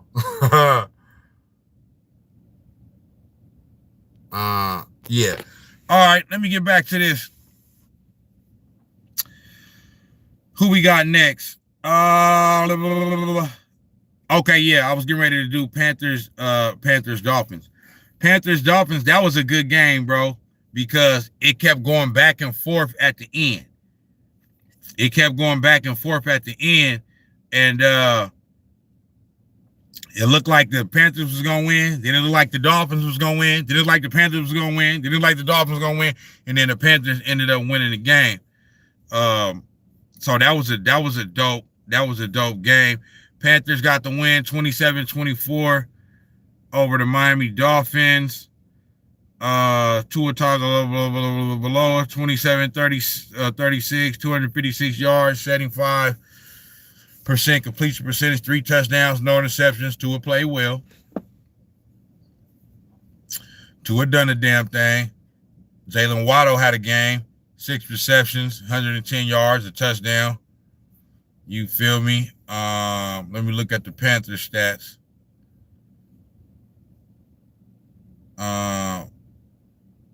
19 of 30 for Bryce Young, 198 yards, 2 touchdowns, an interception. Oh, man. But they ran all over the Dolphins. I mean, they ran all over them. This dude, Dowdle, whoever he is, had 23 carries for 206 yards. I mean, this brother's out there looking like Jim Brown. You feel me? Walter Payton, Barry Sanders all rolled into one. You feel me? So, yeah.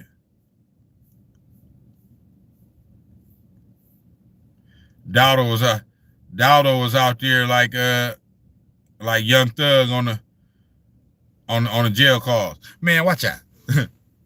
Man, watch out. You feel me? Man, Purdy had a super team. When them players were getting hurt, he folded and lost. So Jonathan, I'm gonna tell you this, Jonathan. This is how I'm going to debunk that right there, right? Because I've said this in the past. Maybe some of y'all have heard me say this before, but so when they talk about Purdy and they say, oh, he had a super team, it was all the players around him and all this and all that, right? That can easily be debunked from the 2022 NFC Championship game, okay? Which was his rookie year against the Eagles in Philadelphia.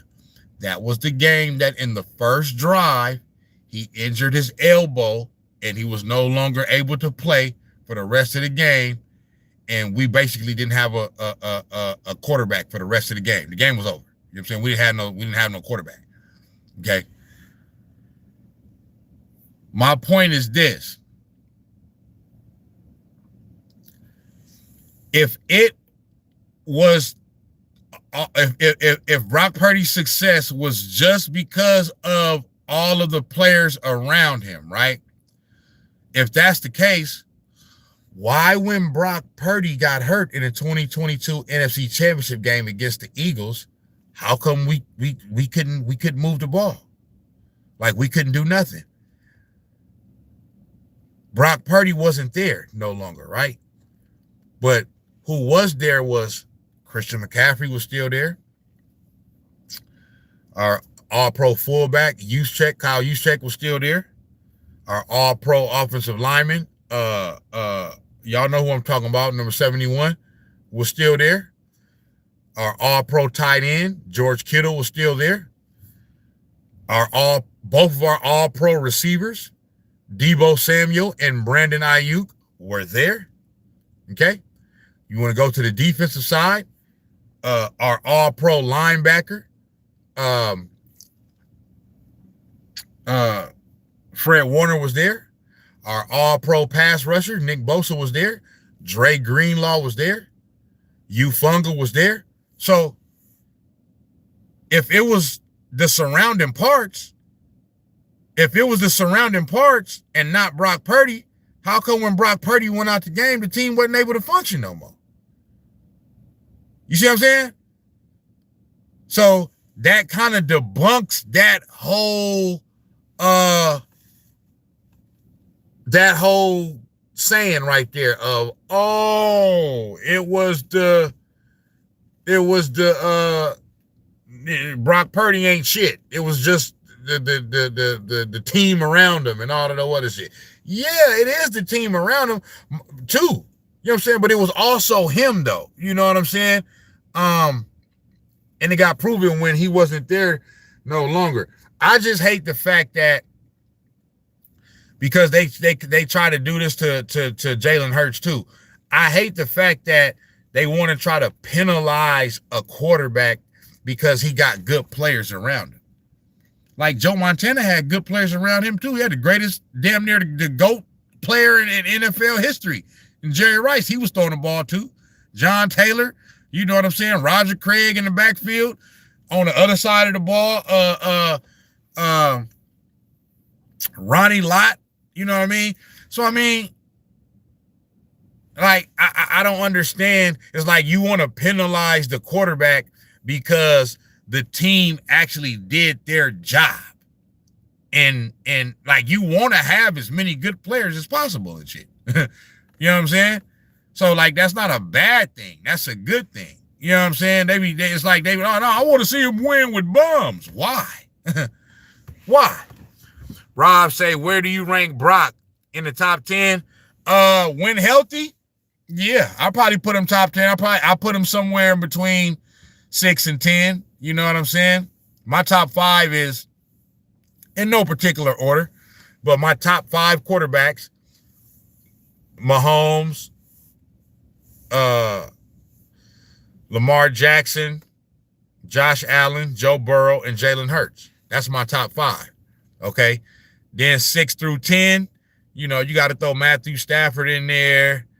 You know, I'll throw Justin Herbert in there. You know what I'm saying? I'm gonna throw Brock Purdy in there. I'll throw Dak Prescott in there. You know what I'm saying? And at least for this year, shit, you got damn near throw Daniel Jones up in there. You feel me? Daniel Jones is balling. You feel me? Dwight Clark, yeah, I ain't forgetting Dwight Clark, definitely. You know what I'm saying? So, yeah, no, I don't like when they do that, when they want to penalize a quarterback because he got good players around him. You know what I'm saying? He's supposed to have other good players around him. Oh, Baker Mayfield, damn, yeah, I can't forget about Baker Mayfield. I can't get about Baker Mayfield. Baker Mayfield balling. You right, Rob. You right. Got to throw Baker up in there. Yeah, you got to throw Baker up in there. For sure. You understand me? So, yeah. I mean, Brock Purdy is definitely, you know, one of the better quarterbacks in the league. Wherever you want to rank him, you know what I'm saying? You know, he definitely somewhere, you know, around there, 8, 9, 10, 11, you know, 12. He top 15 for sure. He definitely top 15 off the top. You know what I'm saying? You feel me? I'll probably say he's somewhere in between, you know, like 7 and 12. You know what I mean? 8 and 12, something like that. You feel me? Andre Thurman say, not a Baker Mayfield fan, I see. That's false. I am a Baker Mayfield fan. I just wasn't thinking about him. Baker Mayfield is I'm a big Baker Mayfield fan for sure.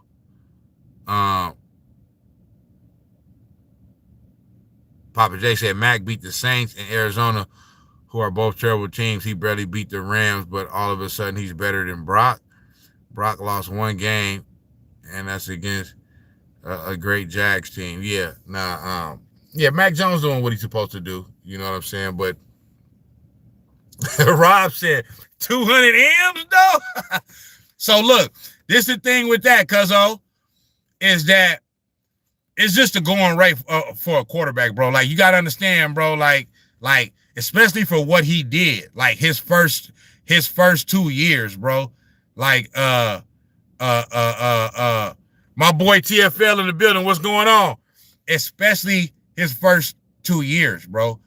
Like, that's not a fluke, you know what I mean? To go to the NFC Championship game and then go to the Super Bowl, and not only that, in his second year, he was an MVP candidate, though. He was one of the 3 MVP finalists. You know what I'm saying? So, like, he was legitimately an MVP candidate. No, he didn't win it. Lamar Jackson won it that year. It was between Lamar, Dak Prescott, and Brock Purdy. But Brock Purdy was in the lead to win the MVP award up until that Baltimore Ravens game late in the season. And then that's when he dropped out of the lead. But he was still a finalist. You know what I'm saying? So his play warrants that type of contract, especially, bro, when you take into consideration Tua Tagovailoa, Trevor Lawrence, you know, and all of these other quarterbacks that's getting 50 to 55 million a year and also getting 200 million, like he done more than them. I mean, Dak Prescott is a good quarterback. I'm not taking nothing away from Dak Prescott. Dak Prescott is a good quarterback. But I mean, when it comes to winning, he didn't have way more chances to win than Brock Purdy. Brock Purdy had already been to Dak Prescott ain't even never been to an NFC Championship game. Brock Purdy been to 2 and a Super Bowl. You feel me? So like, and he getting Brock and Dak Prescott getting 60 million a year. So it's just a going rate, bro, for a quarterback of that stature. That just is what it is. You know what I'm saying? Like, it just, you know, it's like to pay, and then he didn't, and then Brock Purdy didn't get like he didn't get like he could have asked for like Brock Purdy is getting 53 million a year, okay, on average. I mean, he could have asked for 55, 56, 57. You know what I'm saying? Like, so he actually cut them a little bit of a break. You know what I mean? His contract slots him at like the 8th highest quarterback contract in the league, below some other quarterbacks that ain't even done what he done did, you know what I mean, in 2-3 years. You feel me? So that's just the going rate for that's just what the market is for a quarterback. You know what I'm saying? You got to pay them. You feel me? So yeah. But yeah, nah, okay. So this Panthers Dolphins game was a good game. Let me see. Let me let me recap what actually happened at the end, bro, because I just remember it going back to back and back to back, and it was a good game. Let me see. Field goal. That fourth quarter went crazy because it was touchdown Panthers, then touchdown Dolphins, then touchdown Panthers. Either way, let me see. Let me look at the drive.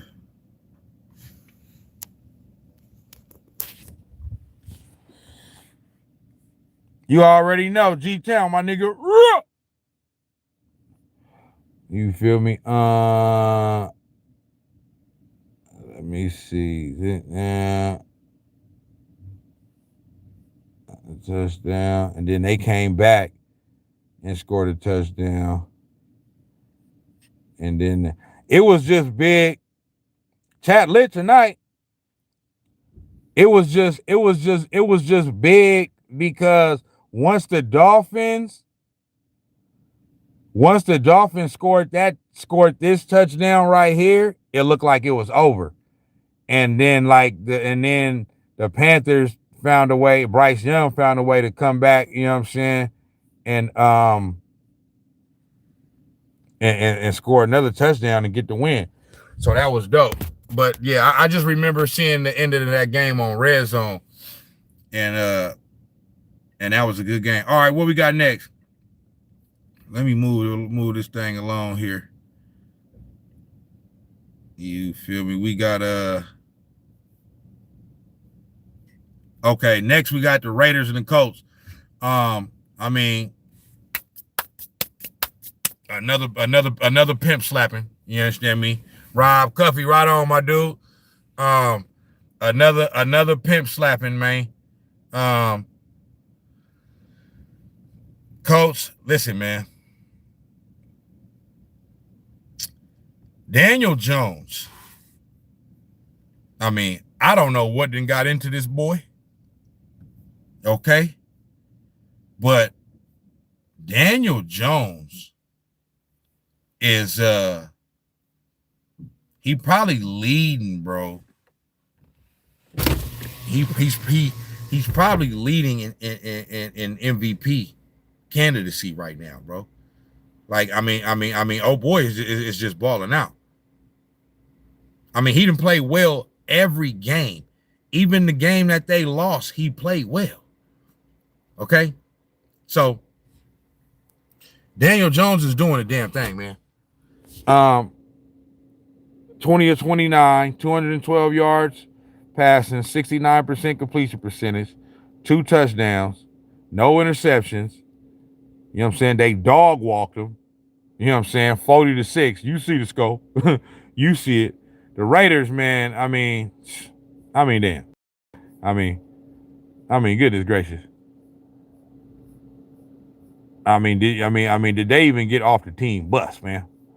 You feel me? What else? Let me see who else did. Let me see. And then Indiana got a good running game too. They got a good running back. John, what's his name? Josh Taylor, or something like that. You feel me? He didn't have to do too much. You know what I'm saying?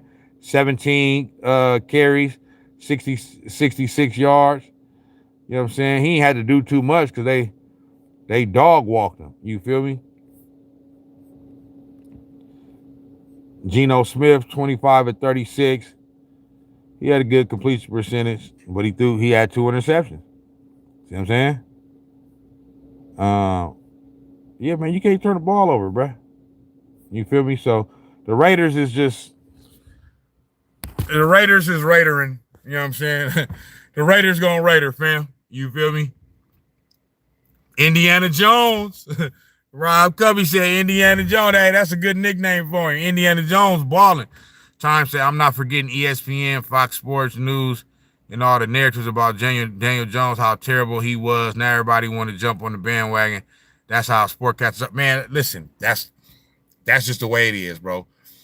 He did have that one solid year with the Giants where he got paid. He got paid off that 1 year. You know what I'm saying? And then I guess you could say he regressed, but it's kind of really, you can look at it, you can say it's the team. It was the team. You know what I'm saying? Because Daniel Jones is not supposed to be doing what he's doing right now. This was not supposed to happen like this. You feel me? And I mean, this boy is he's damn near looking like the best quarterback in the league right now. And they're winning. And they look like they for real, though. You feel me? So, I'm happy for him, though. I'm happy for him. I want to see him keep it up. Because I like when I like, bro, when, because they be trying to, man, they be trying to ish on these players, man. They be really trying to like the media be trying to really like ruin their career, bro, with the narratives and all that. They tried to do it to Baker Mayfield. You know what I'm saying? Like they really be trying to do that. You know what I'm saying? So I like when a player is able to go to another locale and resurrect their career and prove everybody wrong. You know what I'm saying? Because now everybody got egg on their face now. Now we got to go back and look at the New York Giants and say, okay, well, what y'all got going on over there? You feel me? How he looking like this with the Colts, you know what I'm saying? But the last 2 seasons with y'all, you know what I mean? He was looking like he ain't even belong in the league. You see what I'm saying? So it's just one of them things. It's just one of them things. Let me see. Man. I was still on all messages. I'm trying to make sure. Tom says, you called him Indiana Jones is in a great place when coach believe and you can go so far. Straight up. I don't even know who their coach is. Who is the head coach of the Indianapolis Colts? Let me see. Colts head coach. Oh, okay. I heard of bruh, but I don't really know. You know what I mean? I'm not familiar with him, but I heard his name. Shane Steichen. This they coach right here. You know what I'm saying? Shane Steichen. So, I mean, same thing with Saquon Barkley, Sizzle. Same thing with Saquon Barkley. Facts. Super facts. You know what I'm saying? They tried to end that man's career. He goes to the Eagles last year. He damn near won the MVP. You feel me? So, yeah, man, it's crazy. It's a damn shame what these people do. You feel me? Daniel Jones told the New York Giants like Young Thug, man, watch out. Man, watch out. Young Thug was on them calls, pillow talking. Yeah, Stevie. That nigga was on them jail calls, boy, talking, boy. All right, who we got next? We got okay, the Saints against the Giants. This was the Saints got their first win of the year. Okay, they 1-4. They beat the Giants, who are now 1-4. And we just got through talking about them. Now, they put that boy up in there, Jackson Dart. Jackson Dart is solid. Jackson Dart is solid, but you know what I mean? He a rookie, bro. We see what it is. 26 of 40, 202 yards, 65% completion percentage, 2 touchdowns, but 2 interceptions. You feel me? So, you know, they had to win last, the week before last, and they jumping up and down and doing jumping jacks and, you know what I'm saying, acting like they, you know, they this and they that. But I already knew he was going to have his welcome to the NFL moment. And he had it against a team that was winless. You know what I'm saying? But he overall had a solid game. It's just he threw 2 interceptions. I mean, one of those interceptions was bad. I mean, he threw it right to, bruh. I don't know what he was seeing. I mean, he threw it right to him. Hit him right here in the numbers, in the chest. You feel me? So I'm like, man, what bruh seeing out there? You understand me? But that's gonna happen. He a rookie. He gotta learn from that. But yeah. I mean, I know they head coach is bald-headed dude, peanut head dude. I know he feeling the pressure. You know what I'm saying? For his job. You know what I mean? They said he was going to lose his job last year, but, you know what I mean? They kept him on. They gave him one more chance. So, you know, he wanted to move on from Russ.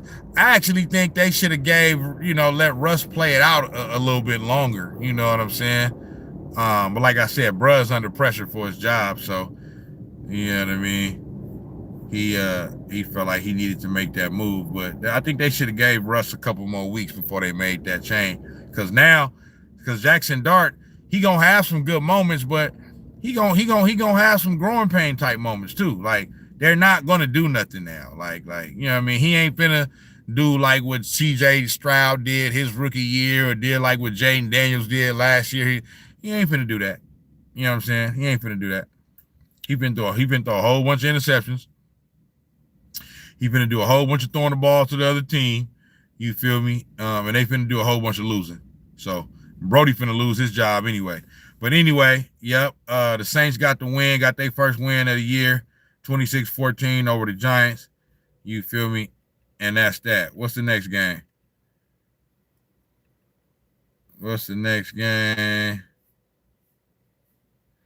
Boom. Cowboys, Jets. I mean, the Jets. I mean, the Jets, man. I mean, I don't know what else to say, man. I mean, 0-5. I mean, they got Aaron Glenn out there looking suspect, man. You know what I mean? Looking like he don't know what the hell going on out there. And it ain't him. You know what I mean? It's the franchise, bro. Like I said earlier, they got some type of curse. You know what I'm saying? The score ended up being 37-22. That's a pretty convincing win, but it wasn't even that close, bro. You know what I'm saying? It wasn't even that close. You know what I'm saying? Dak Prescott was playing with them boys. You feel me? 4 touchdowns, 18-29. You know what I mean? He ain't had to do a whole bunch. Dak Prescott was playing with them boys. You feel me? Yeah, so CeeDee Lamb coming back. He probably be back in a little while. But who is this guy? Flournoy? for the Cowboys. I mean, that's who the Jets let get off on them. You feel me? Papa J said no soup for Dak. That's who they let get off on them, bro. Flarney. I mean, exactly. Flower Boy. Hunter McGee said Flower Boy.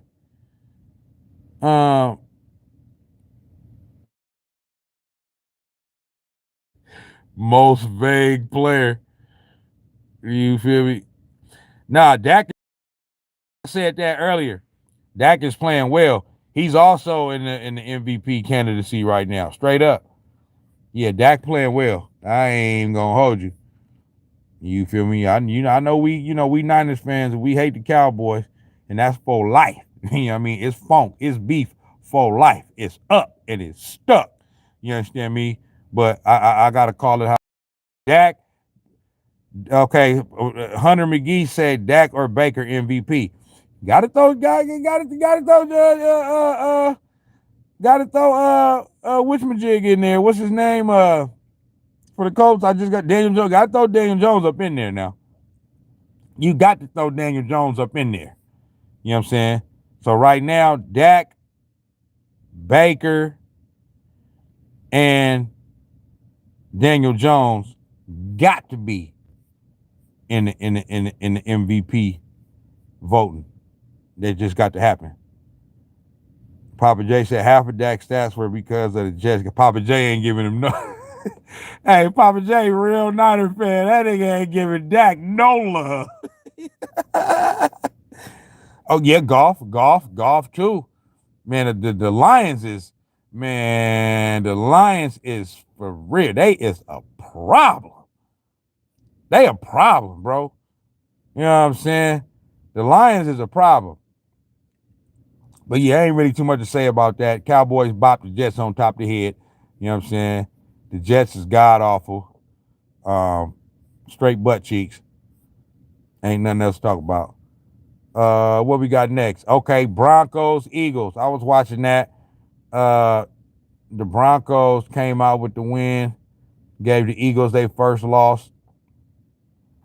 Like I said earlier, man, I'm not finna do too much panicking with the Eagles, man. You know what I mean? It's their first loss of the year.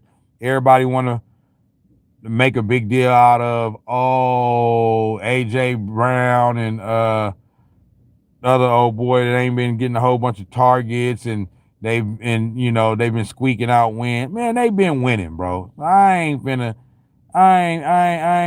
trip too much off them, bro. They the Super Bowl champions. They lost their first game of the year. It's okay. Like, you know what I mean? Which y'all expect them to go undefeated? You know what I'm saying? They ain't finna go undefeated. You know what I'm saying? So it's all good. They'll figure it out. You feel me? They'll figure it out. Ain't no panic time or nothing like that. But good win for the Broncos. They got a solid little team. I'm not surprised. Sean Payton is a good coach. Bo Nix is a solid young quarterback. He is solid young, you know what I mean? He is solid young quarterback. I ain't gonna hold you. Bo Nix, 24-39, 242 yards, 61% completion percentage, touchdown. You feel me? Dobbins, solid little running game. Nothing special, but did enough. You know what I mean? Sutton did the thing. 8 catches, 99 yards. You feel me? Dobbins, 20 carries, 79 yards. Yeah, so it was a close game. You know what I mean? The Eagles, if I'm not mistaken, the Eagles was up in this game. You know what I'm saying? Let me recap. Yeah, the Eagles was actually up by I want to say 2 touchdowns. Yeah. So it started out 3-0. Then it was 3-3. Then it was 10-3. Then it was 17-3.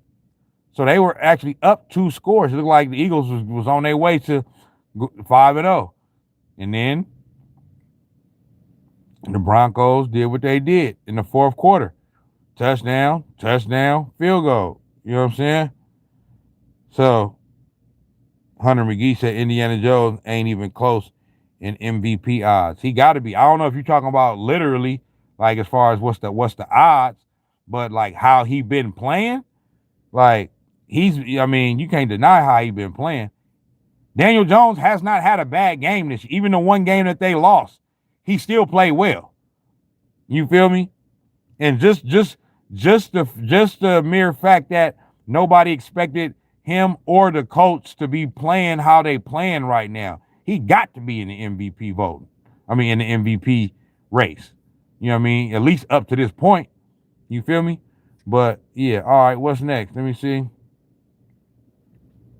But yeah, the Eagles. I ain't worried about the Eagles. They lost one game. So what?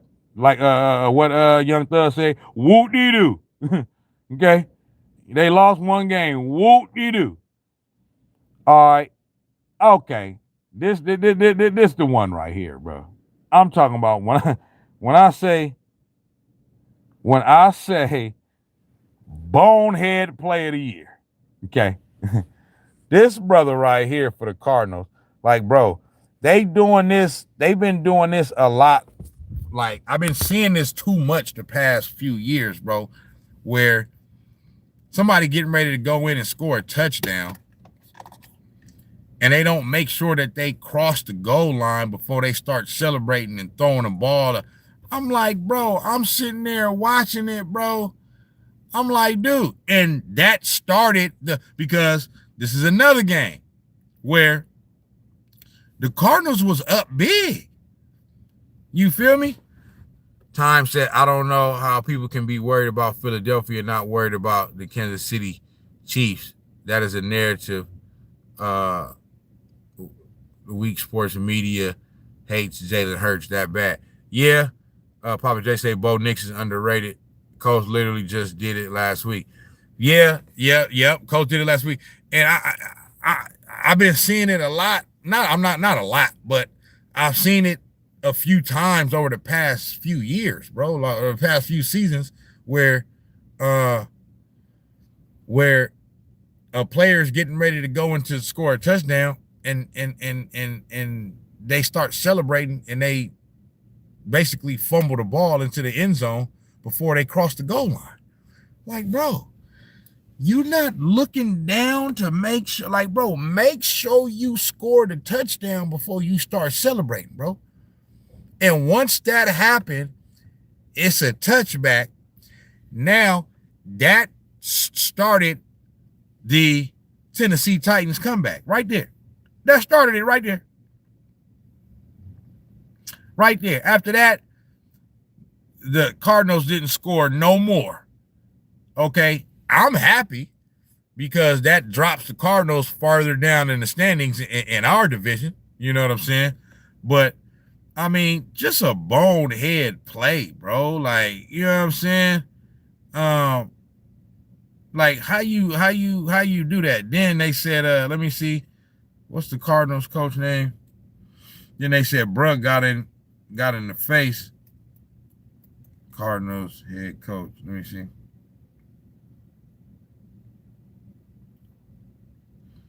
I want to see the video. Jonathan Gannon. Okay, here you go, right here. Let me see this. Gannon fined $100,000 for sideline altercation. Let's see. Because they was talking about this. Should have just went to YouTube. Here we go with the ads. Come on, bro. Like, I mean, I ain't finna watch this shit for 30 seconds. Y'all niggas tripping. I'll wait till that shit done. But, yeah, so they said the head coach got all into the face of, you feel me, Rob? All these damn, I'm not finna watch that for 30 seconds, bro. Come on, man. They said he got all into the face of Jonathan Gannon. I understand getting into his face. My thing is like, all right, let me see. Head coach heard from the league regarding the sideline incident with one of his players. Mark McClung joins us now with more to break it all down. Yeah, and we kind of thought this was going to happen after there was an incident with Jonathan Gannon and Amari DiMercato, a very heated incident. I've been trying to just process this, think about what to say, put stuff on social media. I still cannot explain what we saw on Sunday. We did an entire post-game show.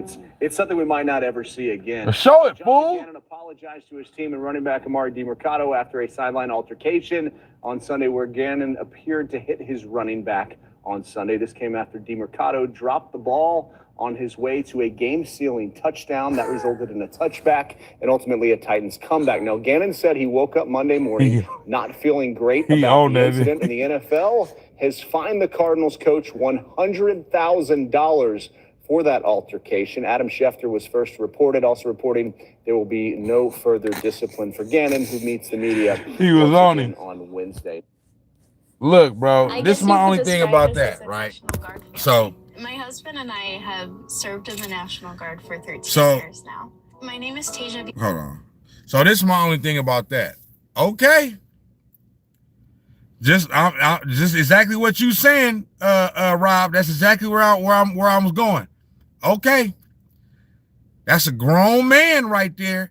So just know, if you gonna do that, don't be surprised when, you know what I'm saying, when this man go across your face. Okay? That's a grown man. It's like, bro, these is grown men. These is professionals. These ain't like high school and college. Like, you shouldn't even be doing that to them either. But especially grown men, like, bro, I'm like, hold on, bro. You can chew me out. Chew me out all you want. But bro, like, bro, you ain't my damn daddy. Like, you know what I mean, come on, what's going on, bro? Like, you put your hands on me now. Okay. Now, if he would have went across your face and punched you in your snot box, you know what I'm saying? Then what? Okay, because Brody, you know what I mean, the running back, I forget his name, but I mean, Brody could, you know, that the head coach don't want no problems with bruh. You know what I'm saying? He don't want no problem with that man. You feel me? So if he really wanted to, he could have hauled off and whooped your ass. You feel me? Hold on, bro. Let me this shit finna. Nah, turn this shit off. Turn this off. Yeah. And put all type of foot all up in your ass. You understand? So, okay, now Hunter McGee said, I don't blame the coach at all. I don't blame the coach either for like you know for getting in his face and what you call it, and you know, scolding them for that. You know what I'm saying? But once you start putting your hands on people and doing all that and pushing and doing all that, bro, then bro, you run the risk, because everybody ain't gonna it's okay. And shouts out to the player for being coachable, you know what I'm saying, and being and understanding, you know what I mean, and not taking it there, you know what I'm saying. But everybody ain't gonna take that. I'm telling you that right now. Every football player, you know what I'm saying, everybody ain't gonna just sit there and just like, all right, yep, it's good. If he would have did that to let him try to do that, like especially like old school players, you know what I'm saying, like. If he would have tried, imagine when y'all remember Brian Cox? Remember the old school linebacker Brian Cox? Let him have did that to Brian Cox. Please. Man, Brian Cox would have snapped his little ass in half. You feel me? Straight up. You feel me? Oh, Charles Haley. Oh my God. Charles Haley. Speaking of Charles Haley, I actually seen Charles Haley in Palo Alto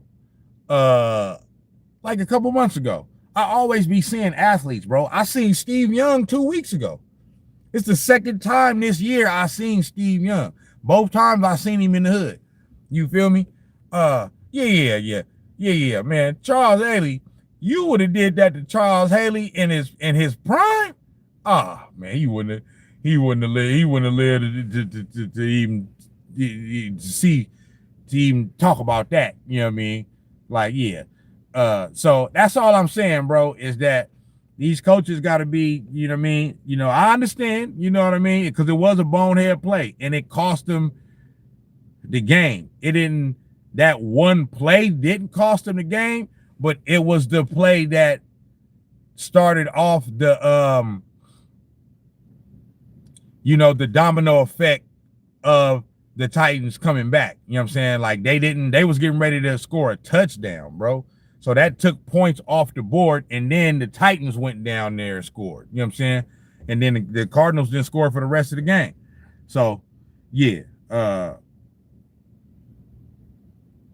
was not good. You know what I'm saying? So I understand being upset about it, but just I'm just saying, if that's what you want to do, you know what I'm saying? I'm just saying, if that's what you want to do, just understand that there's a good possibility that one of these old CTE having crazed, deranged players could go across your head. That's all I'm saying. You feel me? I'm just saying, be careful about that. So, but yeah, that was come on, bro. Like score the touchdown, bro. Score the touchdown, bro. Facts. You feel me? Score the touchdown, man. Like don't do that. Don't do that. You know what I'm saying? So he was in his right to be upset. You know what I'm saying? I'm just saying, goodness, damn gracious. You feel me? But yeah. All right, what we got next? Let me see. Let me get down to it, man. How long I've been on this bitch? Oh, I've been on for 3 hours here. We've been on this thing tonight. Next, I'm almost done. I got about 4 or 5 more games to recap. Buccaneers, Seahawks. That was a good game. That was a nice high-scoring game right there. Buccaneers, Baker Mayfield. We've been talking Baker Mayfield name been all through the chat tonight. You understand me? We got them on. I think we played Monday night. You know what I'm saying? Against the Buccaneers, but the Bucks got the win over the Seahawks, 38-35. You feel me? All of the Buccaneers' 4 wins have came like within either like the last drive or like the last 5 minutes of the game type shit. You know what I'm saying? Baker is showing himself to be extremely clutch, and the type of player that you want to see. Like what Baker Mayfield been doing, that's what I want to see Lamar Jackson do in the playoffs. You know what I'm saying? Like show up when it matter most. You know what I'm saying? Straight up. Baker balled out, bro. Let me see what y'all saying.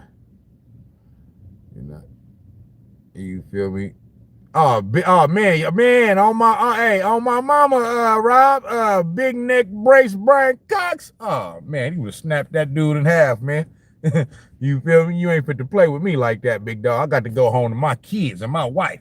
They got to see this. You feel me? So yeah, you not fit to do that to me. You feel me? And I walk in the house like, man, you gonna let that man just, you know what I'm saying? Yeah, nah. Time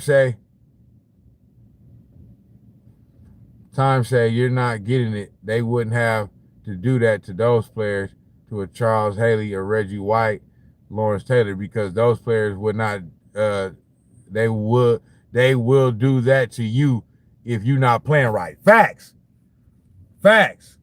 You know what I'm saying? See, these players nowadays, they too celebratory too quick. You know what I'm saying? Like, I remember the Leon Lett, was it Leon Lett that in the Super Bowl that ended up kind of starting to celebrate a little bit too fast, and Don Beebe ran him down. You know what I'm saying? But that game was over by that time. But oh yeah, Rob Cup said Myles Garrett. Oh, Myles Garrett? You ain't doing that to Myles Garrett. Myles Garrett to take his helmet off and bust you across your head off the top. And it's crazy too, because Myles Garrett is one of them ones when you hear him talk, he sound, what I mean? He sound like he more, what I mean? More reserved. He kind of, what I mean? He talk proper and all that. But on the field, oh man, that man will bust you across your head, man, off the top. Time said bad Ohio State rookie wide receiver. The Buccaneers picked up. The brother is next. He is him. number 2. Who you talking about?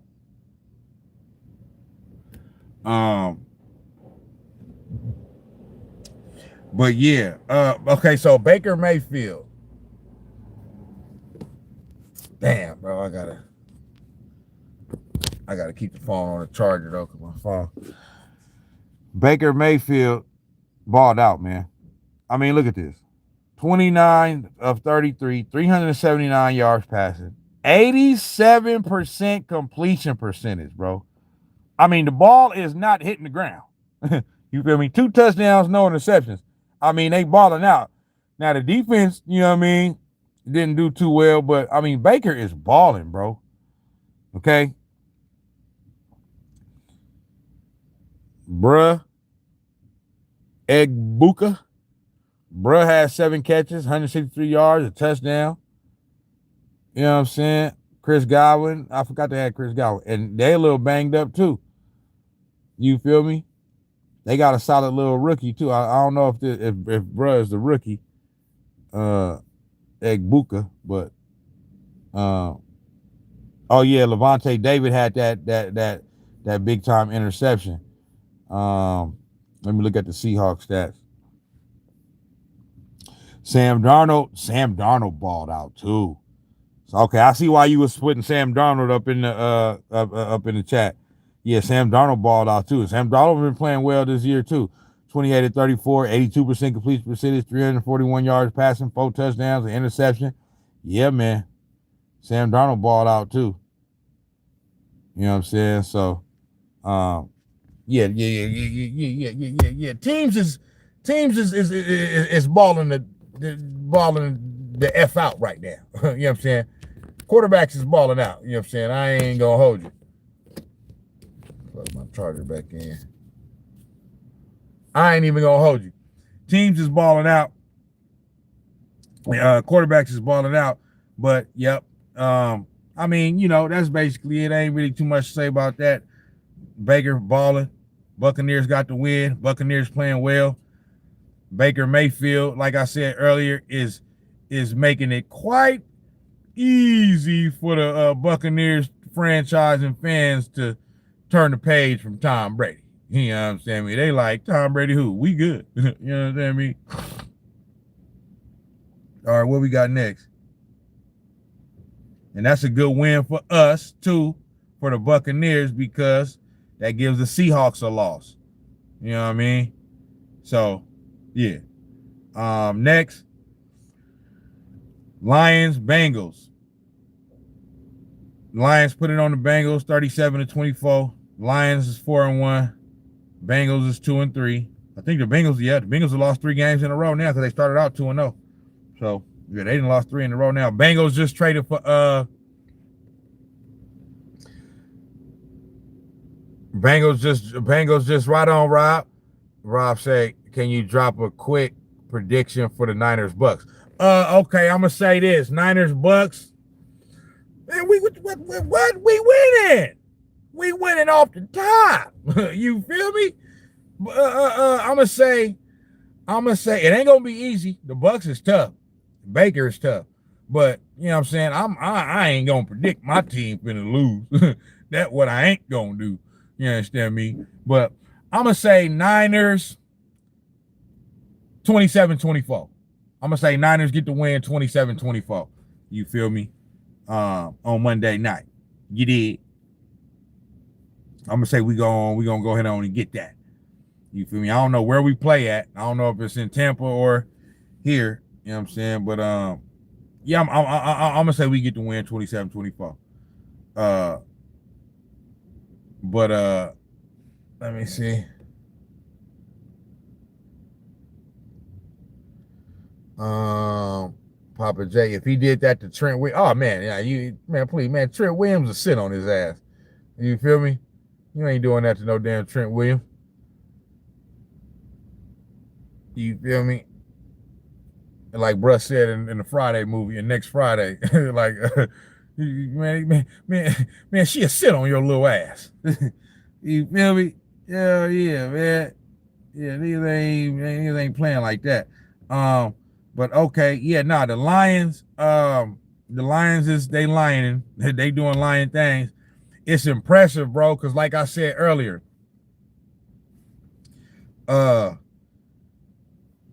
what's they coach? I be forgetting coach's name. I know the nigga name, but I just be forgetting. You know what I'm saying? Meathead, bite their kneecaps off. Let me see.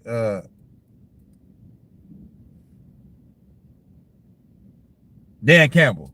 Dan Campbell, bro. It's impressive, bro, because Dan Campbell lost his offensive coordinator and his defensive coordinator. I understand they lost that first game of the year, but since then, you know what I mean? Like, they've been looking like the Lions, bro. They've been looking like the Lions. You know what I'm saying? And they balling out. The offense don't look like they don't look like they missing nothing. You know what I'm saying? They look like they good. You feel me? They look like they still got the same offensive coordinator. You feel me? Jared Goff, 19-23, 258 yards. Every week, Jared Goff, I'm not seeing this man throwing no interceptions. Okay? I want to show y'all the stats, but I got to let my phone charge. You know what I'm saying? I got to keep my phone on charge, otherwise it's been cut off. But 19-23. Let's see, you can't see the light is too. Yeah, the light is too glaring. But 19-23 for Jared Goff, 258 yards, 82% completion percentage, 3 touchdowns, no interceptions. You feel me? Montgomery threw for a touchdown. They running back. He also ran 18 times for 65 yards and a touchdown. Gibbs ran 12 times for 54 yards. You know what I'm saying? They got a two-headed monster in the backfield. You know what I mean? Goff is spreading the ball around to his receivers. What's brother name? AJ St. Brown or Ahmad St. Brown, I forget. You know what I mean? 8 catches, 100 yards. Then they got Laporta had 5 catches for 92 yards. Gibbs had another 2 catches for 33 yards. You know what I mean? So they spreading it out. Hutchinson had a forced fumble. You know what I mean? So, you know, and then on the Bengals side, like I said, on the Bengals side, they just traded for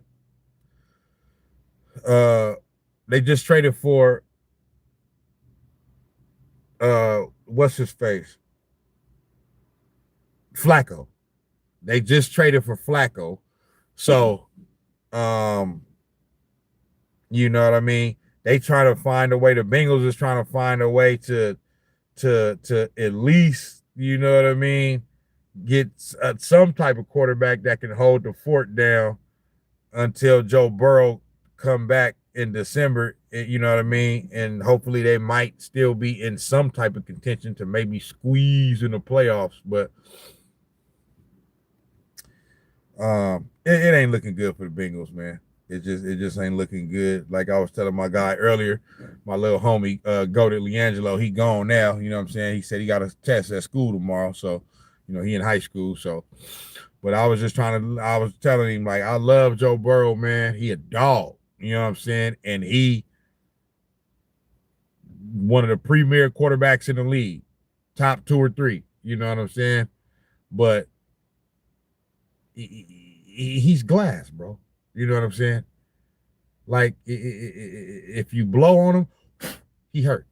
You know what I'm saying? Like, if you breathe on him, he hurt. You know what I'm saying?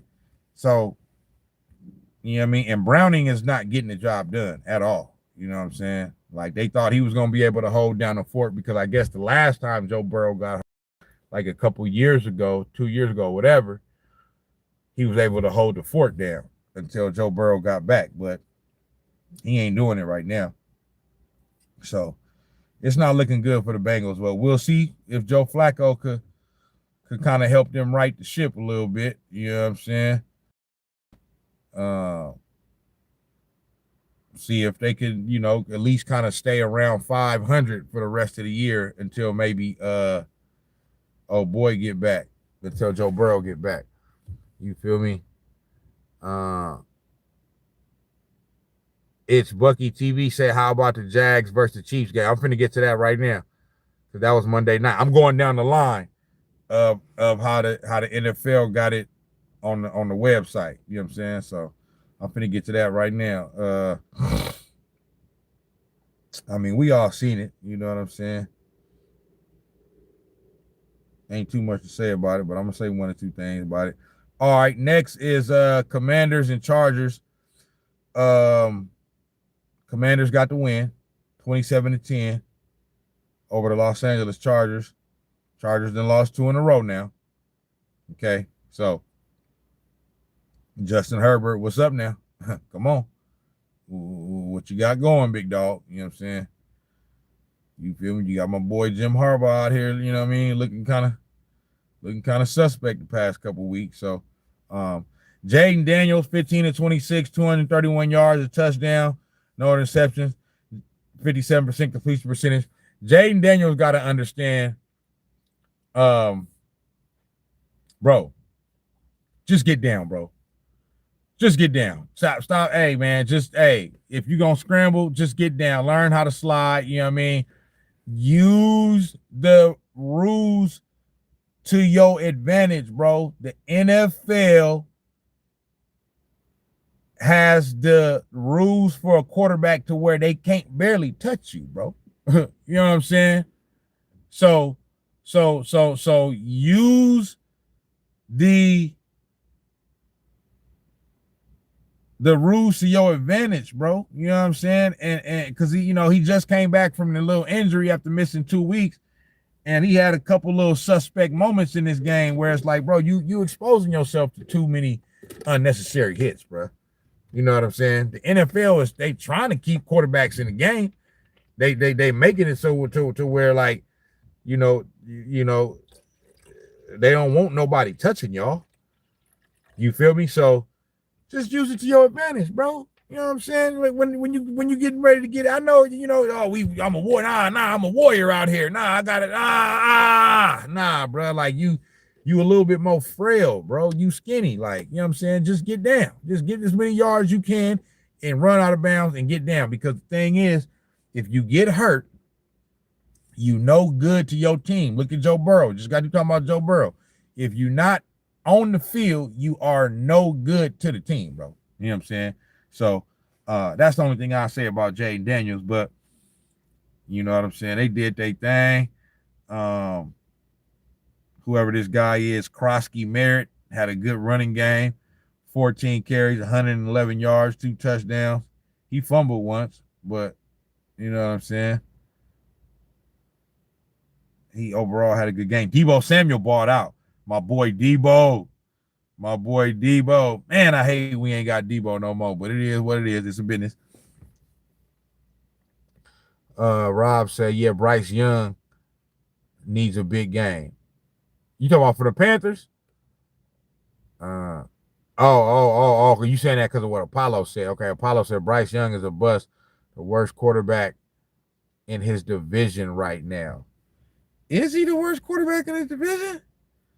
Let me see. That's the NFC South, right? Yeah. Let me see. NFC South.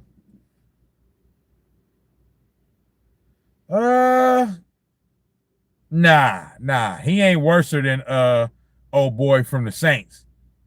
You know what I mean? He ain't worse than old boy from the Saints. And I'm not saying that old boy is all bad because he's just bad. He's a young player. But what's his name? Let me go back.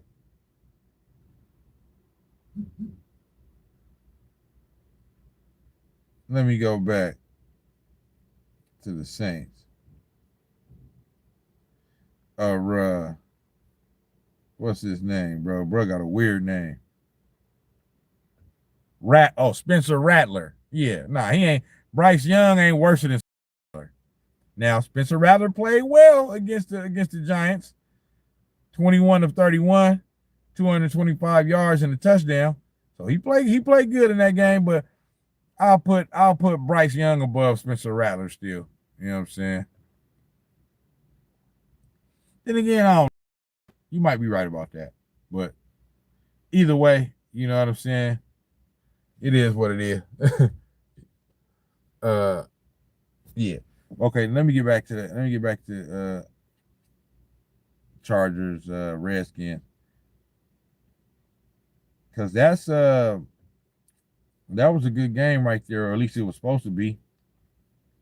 I like Jaden Daniels. I like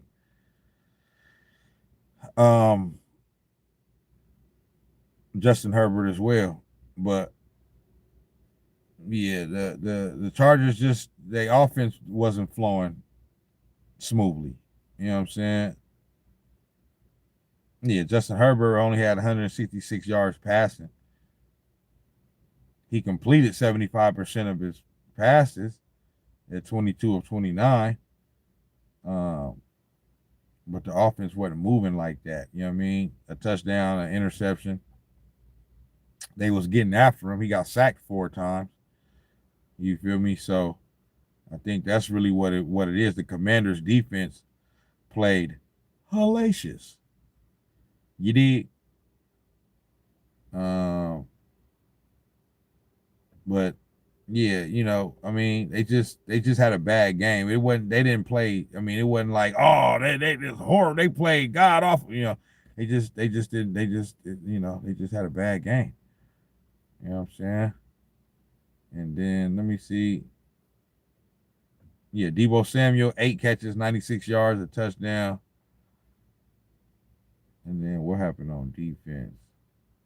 Oh, they got Bobby Wagner over there on the Commanders. He had 14 tackles, 8 solos. So, yeah, they just Commanders just end up playing better. And let me look at the recap. Because the Chargers started out with a 10-0 lead. It was 7-0 Chargers, then 10-0 Chargers, then 10-7, then 10. It was tied up 10-10. Then the Commanders took the lead 17-10. Then they scored again a field goal. Then it was 20-10. Then they scored another touchdown, 27-10. So the Chargers just overall had a bad game, offensively and defensively. You know what I'm saying? They couldn't score and they couldn't stop a nosebleed. So Apollo said Rattler 67 completion percentage, 6 touchdowns, 1 interception. That's why at the end I said, I don't know, you might be right about that. You might be right. I may have to give you that one. You know what I'm saying? And you probably pay attention to that conference more than me. So I guess I was just going off the name, but you know what I mean? You probably right about that. He probably is the worst. Bryce Young probably is the worst quarterback in that division. You feel me? I'll give you that one.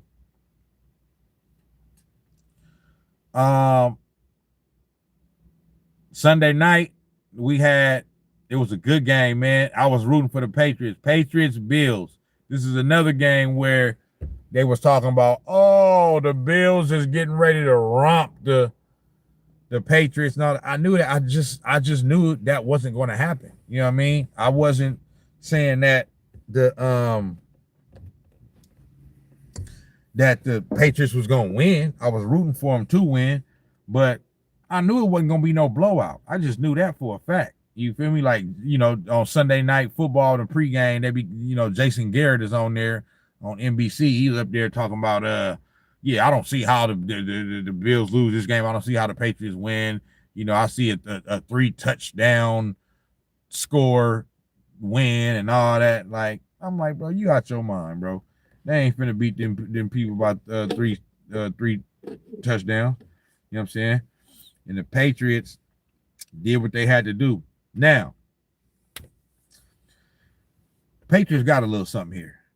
They got a little something. I think that was a little coming out party for Drake May. That was a little coming out party. They kind of even comparing him to Josh Allen. You know what I mean? Somewhat. Everybody in the chat, give your boy a like one time. You feel me? They kind of comparing him. You know what I'm saying? And so, yeah, Drake May balled out. He didn't throw a touchdown, but he played well enough. 22 of 30, 273 yards passing, 73% completion percentage. You feel me? They had 2 rushing touchdowns. So they not like he threw the ball 30 times. So they not like they don't got the training wheels on them. You know what I'm saying? They letting him throw it. You feel me? They unleashing him. They letting him throw it. So he doing his thing. I'll watch that game. Oh, and Stephon Diggs, I know he was loving it. Stephon Diggs balled out against his former team. You know what I'm saying? 10 catches, 146 yards. So, yeah. Stephon Diggs,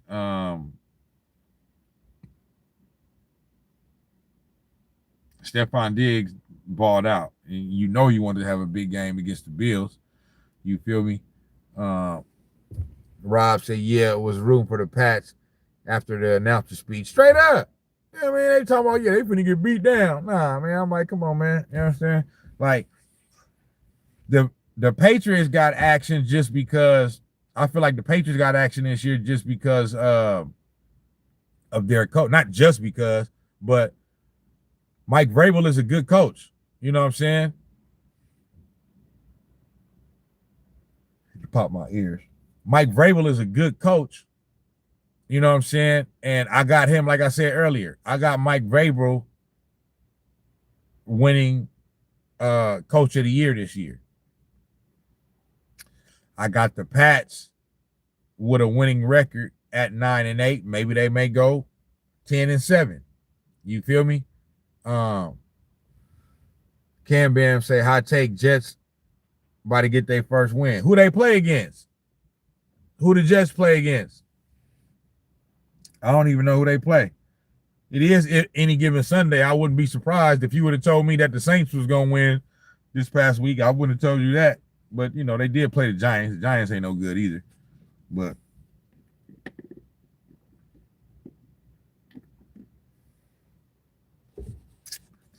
the Patriots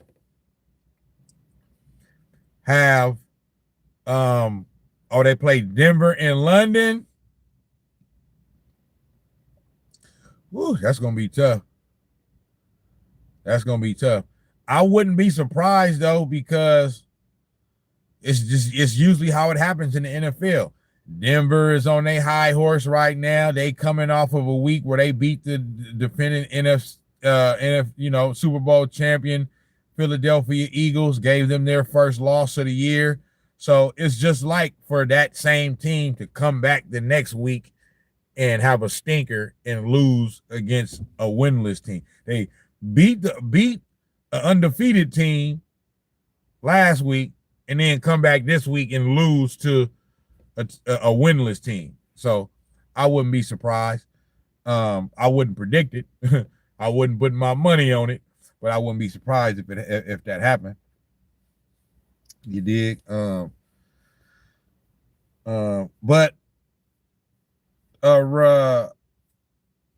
what was I saying? Yeah, the Pats. I feel like the Pats got a little something, and I feel like the Pats are headed in the right direction because they hired the right coach, and I think Drake May is showing himself to be their franchise quarterback, at least a quarterback that they could hang on to for a few years. They ain't gonna just throw him the bag yet. You know what I mean? They gonna, you know what I mean, see how this year play out, and then next year, and then, you know what I'm saying? If he can keep up for the rest of the year and next year what he's done this year, then, you know what I mean, they probably gonna throw that bag at him. You understand me? But yeah, I just overall think the Patriots is headed in the right direction. I think they headed in the right direction. You feel me?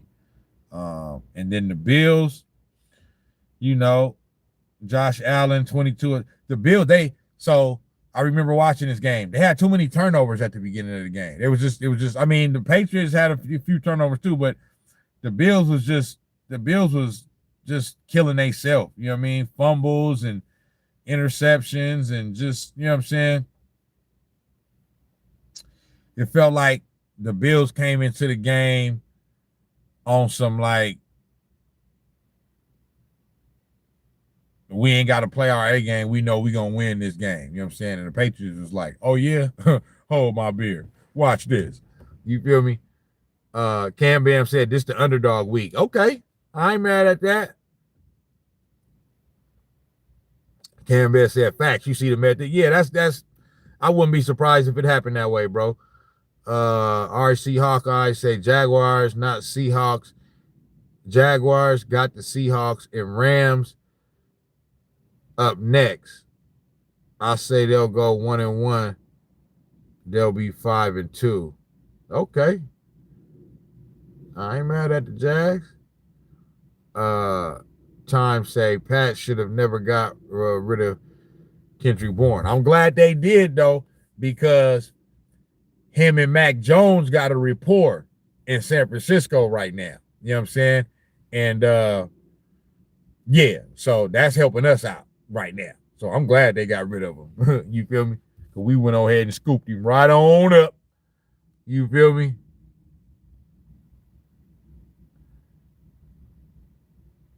Yes, sir. Cam Bam said, bro, you seen that zesty ass ref in the Bills versus Pats game? I didn't. Update me on that. Let me see. Hold on. I'm gonna Google it. They probably gonna have Pats, Bills ref.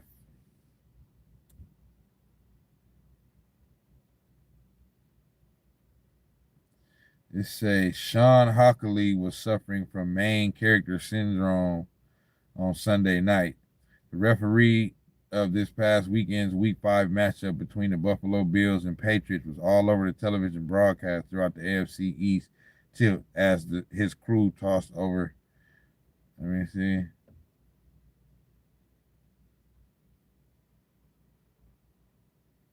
I don't know. Fill me in on that.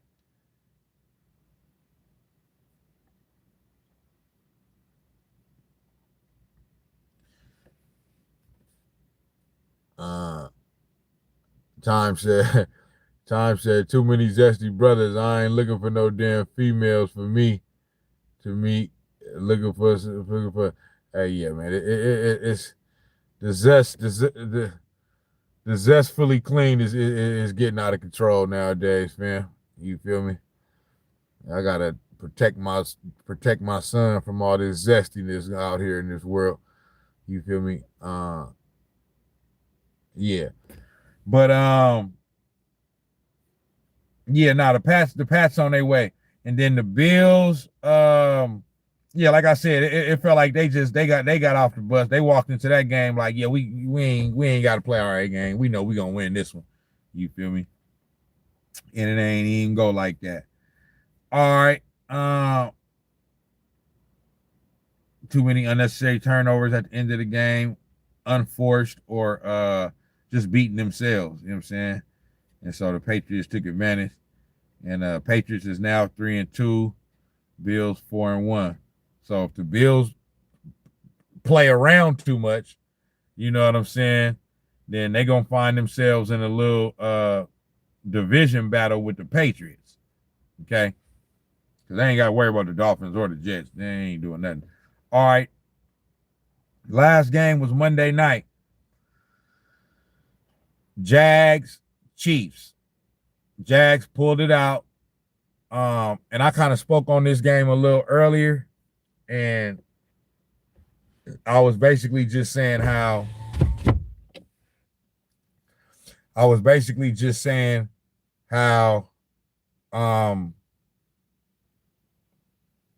you know,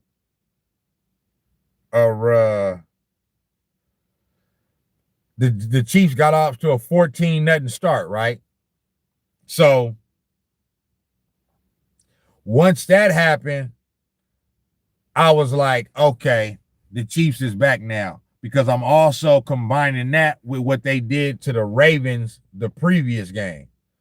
So I'm like, all right, they out to a 14-0 lead against the Jags. It's over. They finna win this game. Now the Chiefs is back. And then I damn near stopped paying attention to the game. And then I actually did. And then looked up, and at the end of the game, the Chiefs had lost. And I'm like, the hell? You feel me? So the Chiefs are and Patrick Mahomes is not playing well right now. You know what I'm saying?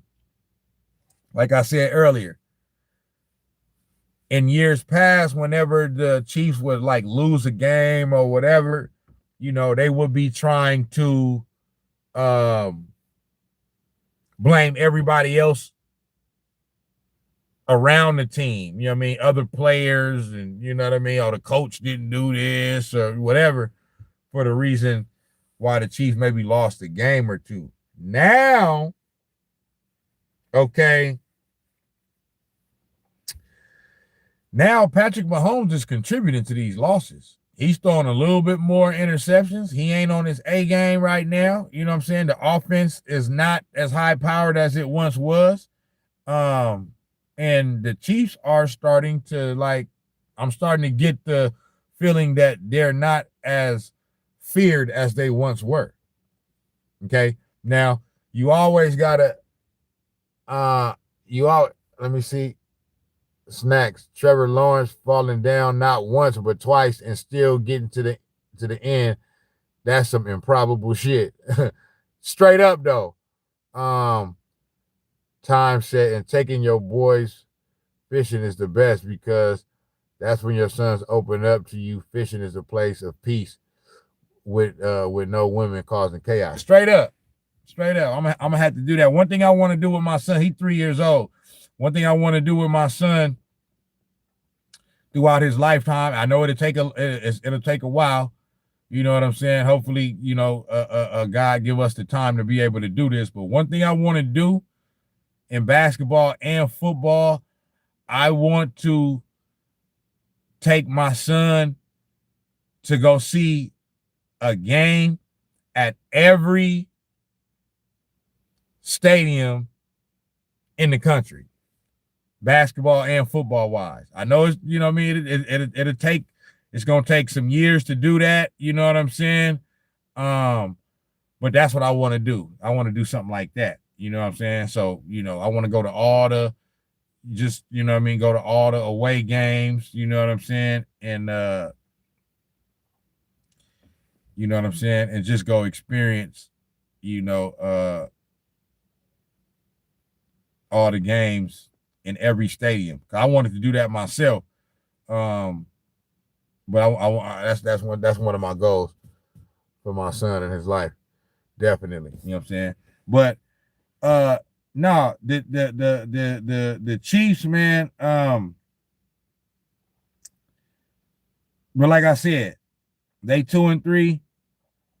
I'm not gonna give up on them. You know what I'm saying? I'm you know, like I said earlier, I know everybody want to see the downfall of the Chiefs because they've been winning so much the past 5 or 6 years, but I'm gonna still give them a little grace because it is still fairly early in the season. You know what I mean? So I'm gonna give them a little chance to right the ship and try to, you know what I'm saying, get it right. But it don't look good. And then the Jags, that was an impressive win right there. You know what I mean? Because they had just beat us.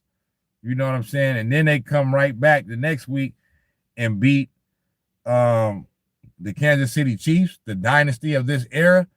So that was a big win. And then, like y'all said, that play where Trevor Lawrence fell down and then got back up and still ran it in for a touchdown and shit. Like, bruh, I mean, is y'all asleep at the wheel? I mean, what's going on?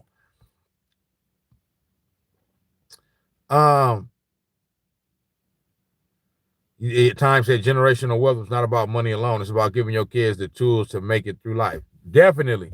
And giving them experiences, things that they'll remember when they become an adult. You know what I'm saying? And some shit that they could pass down to their kids. You feel me? So yeah, you right. But yeah, nah, man, you know, the Chiefs, they got some work to do. But it's just that I've been saying this whole life. For me, they've earned the right to get the benefit of the doubt because they've won so much. You know what I'm saying? So it's just hard to just write them off. You know what I mean? But like I said, it don't look good. You know what I mean? The offense ain't ain't humming like it used to. And the Jags is 4-1. You feel me? And like I said, the only thing with the Jags is I just want to see them continue this on. You feel me? Before I completely just become a full believer, because it's just something about them, man. You know what I mean? And Trevor Lawrence, he has a what's the word? Propensity. Yeah, I'm trying to use big words and shit. You feel me? He's liable to throw the ball to the other team here or there. You feel me? So I want to see the Jags keep this up for the next 4-5 games before I just, you know what I mean, fully jump on the bandwagon with them. Because like I said, just like they 4-1 right now, meaning they won 4 out of their first 5 games, they could easily lose 4 out of their next 5 games. You know what I'm saying? So I just want to see them do that. But that's basically it. You know what I mean? Both teams are the story coming out of that game, but I think that the Chiefs are a little bit more of the story coming out of that game, just because like they don't look like they have that same like killer instinct. You know what I'm saying? Yeah, they don't look like they got that. You feel me? So they got up 14-0, and then they got outscored 31-14. You feel me? So, but that's basically it, bro. You know what I'm saying? Right on, everybody that tapped in. I just wanted to recap week 5. You know what I'm saying? NBA season is back now too, so I'm finna get in some NBA topics as well. LeBron James and his attention-seeking self. You know what I'm saying? With the fake retirement and all that. Just, it's a damn shame. But yeah, man, shout out to all y'all, man. Everybody that tapped in tonight. You know what I mean? We had a litro tonight, man. RC, Hawkeyes, you know what I mean? Time in the building, Cam Bam. You feel me? My boy Sizzle was in here. My boy Papa J was up in here. You feel me? My fam, my cousin Rob Cuffy was up in here. Goated Leangelo was up in the building. Apollo. Who else was up in here, man? Everybody was up in here tonight. Hunter McGee. I'm going back in the chat to see who was all in this thing. Skinny Noodles. My boy TFL was up in here. Shout out my boy TFL. Andrew Thurman. Jonathan, Terry Stevens, Percy P.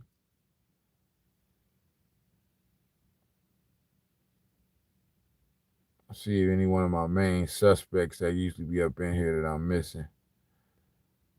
I think I done said, oh, who is this? Pete Keys. That's Queen. I never even seen her. My fault. Clubhouse Ear Hustle was up in this thing a few times. Andre Clark. You feel me? All y'all, man. Shout out to y'all, man. We got Thursday night football tonight. So, who we got? We got Giants Eagles. So that should be a good one. I'm gonna tap in with that. But shout out to y'all, man. I'm up out of here until the next one. You know what I'm saying? I'll be back in like a day or two. You feel me? Snax on Sports. I'm gone. I'll be back with another one. Salute.